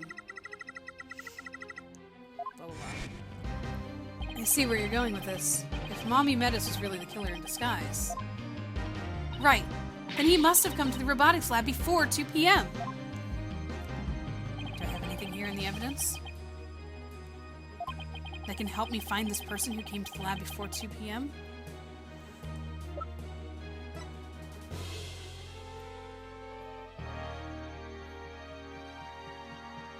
Is it the video?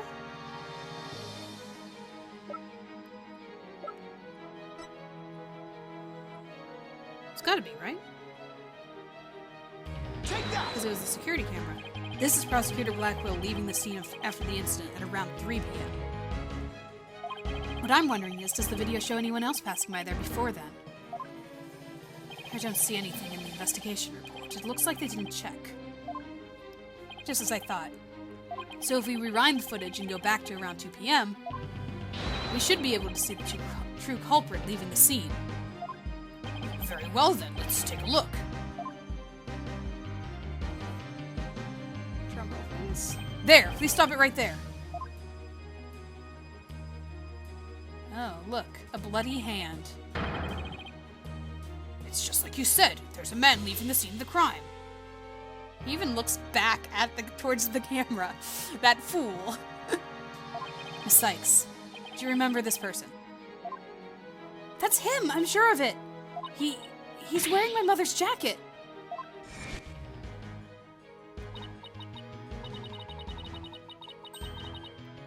Oh, she wanted to see her jacket.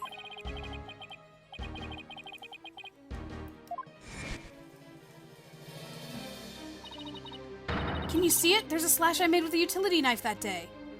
And I'm sure that knife is under that jacket somewhere. So then, everything Miss Sykes said. Exactly. It proves that Miss Sykes' memory was correct. Dr. Sykes' killer arrived at the robotics lab before 2 p.m. He killed her and hid her face with a handkerchief. Then he disguised himself with Dr. Sykes' jacket and mask that wore in the lab. The culprit probably knew beforehand that Ponko charged up at 2 p.m. every day. So he waited for Ponko to come in the lab for her regular recharge. By leaving Dr. Sykes' jacket on, the culprit tricked Ponko into thinking he was Dr. Sykes, thereby making it look like she was alive up to that point in time. All to disguise the real time of death. Objection! Oh, you look like you have something to say, Edgeworth. It's a nice theory, Mr. Wright, but I'm afraid that that's just not possible. What? Why not? The victim's jacket is clearly visible right there in this photo. Video. And that right there is precisely the problem. The ID tag on the jacket at the scene confirms beyond a doubt that it belonged to the victim. If the person who left the lab truly was wearing the victim's jacket, then how could it possibly have wound up back at the crime scene? What's going on? That doesn't make sense.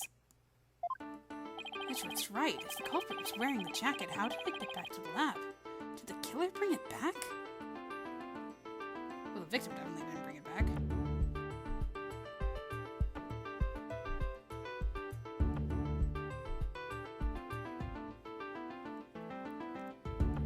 And the defendant couldn't have, because she was carried off.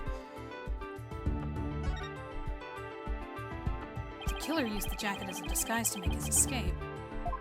But in order to conceal that fact, he had to get the jacket back to the crime scene.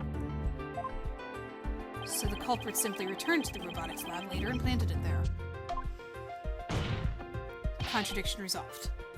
Objection! Except that it would have been impossible. The only people who came to the robotics lab after the killer were Prosecutor Blackwell and the people who reported the body. And they claimed that the jacket was there when they arrived. So, when do you propose the mysterious man of yours had the chance to return the jacket? Puzzling question indeed. When did the culprit have the chance to bring the jacket back?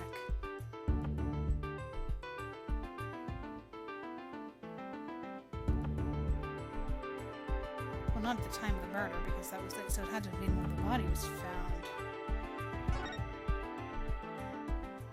The only time the culprit could have returned the jacket was when the body was found. Mr. Wright, do you realize the implication of that argument? I do. Most people, when they come across a murder, focus their attention on the body. The culprit could have taken advantage of that split second to plant the jacket. Who discovered the body? In other words, the true culprit of this case, the man known as the Phantom, was one of the first people to discover the body. I would never have thought of that.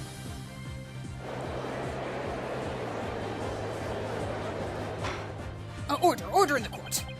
What was the meaning of this, Prosecutor Edgeworth? The body was discovered and reported by a group of 3 people. They were there to collect the space probe's capsule in preparation for the Hat 1 launch. One of those people had a special bag to transport the capsule in. Right, they were talking about that. Oh, you mean the shock-resistant bag? Correct. I suppose that if the jacket was in that bag, it could have been returned to the scene of the crime without anyone noticing. I'll see to it that you get the reports on those 3 people. You will? We should also check the facial recognition database for the robot. If this person felt the need to hide his face with a theater mask, it might mean that his facial data was once registered. Prosecutor Edgeworth, does this mean... I have to admit, I believe Miss Sykes' memories to be credible. You win, right? Not that this was ever an official trial, anyway. An official trial, anyway. Do my ears deceive me? Prosecutor Edgeworth, are you actually conceding?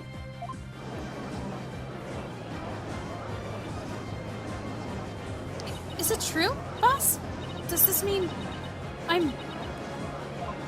I can't believe it. It's over. I won! Yeah, but we still have the real case to do. I proved that both Athena and Prosecutor Blackwell are innocent. That's still something, yeah. Your Honor, I see no need to further prolong this trial. Objection! Hold on, Mr. Wright. Have you forgotten who's in charge of this trial? That's right. I'm the one who's supposed to say I see no need for further prolong. Not you either, Your Honor. Now silence. Little princess who was truly beloved by Metis, and who repaid that love with death. All these years hating Athena was the only thing that kept me going. But what do I do now? Can anybody tell me? How am I supposed to go on? Miss Blackwell? How unlike you, Ara. Metis is deeply passionate about her work, and she chose you as a partner. Isn't that... Shut up, Simon! You know exactly how I felt about her. Her respect as a co-worker wasn't all that I wanted. Then what did you want from her? Did you really just go there, Your Honor? Ara, there's something I've wanted to say, and she will lend me an ear. I have in my possession a lead on who Metis' murderer is. Oh? You do? Right, Dono. You asked me about the identity of the Phantom of 7 years past. That's right. The Phantom. The person Blackwell has been looking for, even from behind bars. 7 years ago, somebody hatched a plan to sabotage the Hat 1 rocket. The spy, but he was no ordinary spy. We knew naught about him, his background, appearance. We came to refer to him as the Phantom. At the time, I was working with the police to hunt him down. And then one day, a miracle occurred, and I obtained a lead on him. Oh, how exciting! What was the lead? A recording of the Phantom's voice, but the quality was too poor for proper voice analysis. Yet I had hope. Laura's co-worker was a scientist who could analyze human emotions. So I asked her to evaluate the recording using analytical psychology. And that scientist was Dr. Sykes. Yes, a spy's greatest fear is to have his true identity discovered. Ooh, the music is cool. In addition to Hat 1, Dr. Sykes' results in the recording was surely among his targets. His search of the space center bore no fruit, so he must have started to panic. He couldn't find them. But where could they have been? Who's to say? Wow, I bet he never let that out of his sight all these years. How in the world did you smuggle them into prison? Oh, I have my ways. What's more, my partner's especially talented at this sort of thing. That was Bird. I worked to lure the Phantom in by spreading rumors throughout the underworld. So if you granted permission to prosecute cases to attract the Phantom's attention. Just try to retrieve your identity. You bloody butcher became my taunt. And what about the results Dr. Sykes drew up for you? Was there any useful information? Here, you can see for yourself. But take good care of it. That's all I have left of my mentor. And I will. You better hold on to this real tight. The subject's emotions rarely fluctuate, and he doesn't experience feelings like normal people do.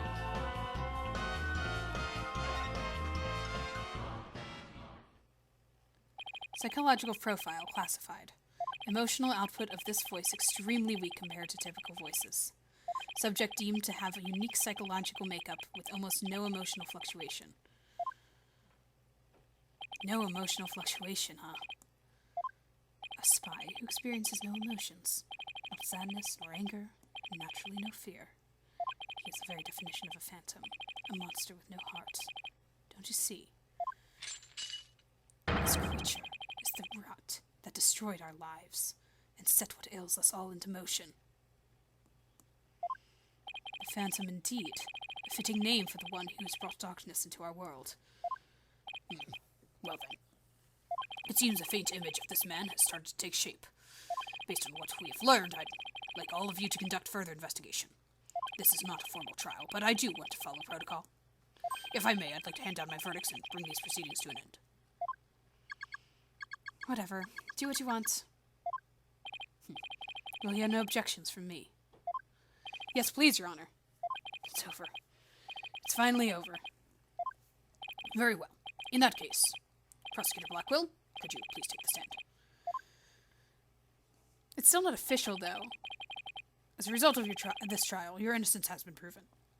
The verdict handed down 7 years ago is hereby overturned. Oh, he can do that? Of course he can. He's a judge. And now, the defendant of the current trial, Miss Athena Sykes. Yes, Your Honor? Mr. Wright, thank you. Thank you for everything.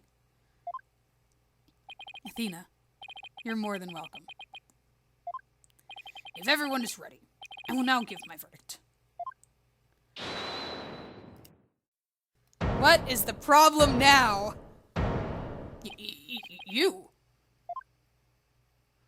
Who? Oh, hi, Apollo. What's up, dude? What are you doing here? Everything okay? What's going on? Apollo.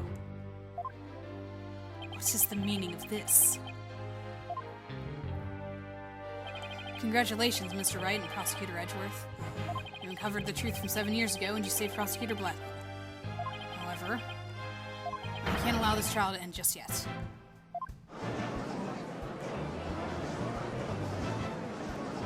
Why, Apollo? Why would you do this to us?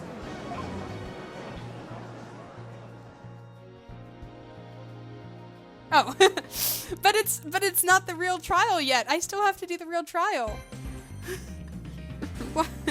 What is going on? I know what's going on. But still, what is going on? Oh boy. Well, guys, it appears that we are, still going. Apollo has interrupted the verdict of Athena Psyche. We're gonna see how it all comes down next time, because I believe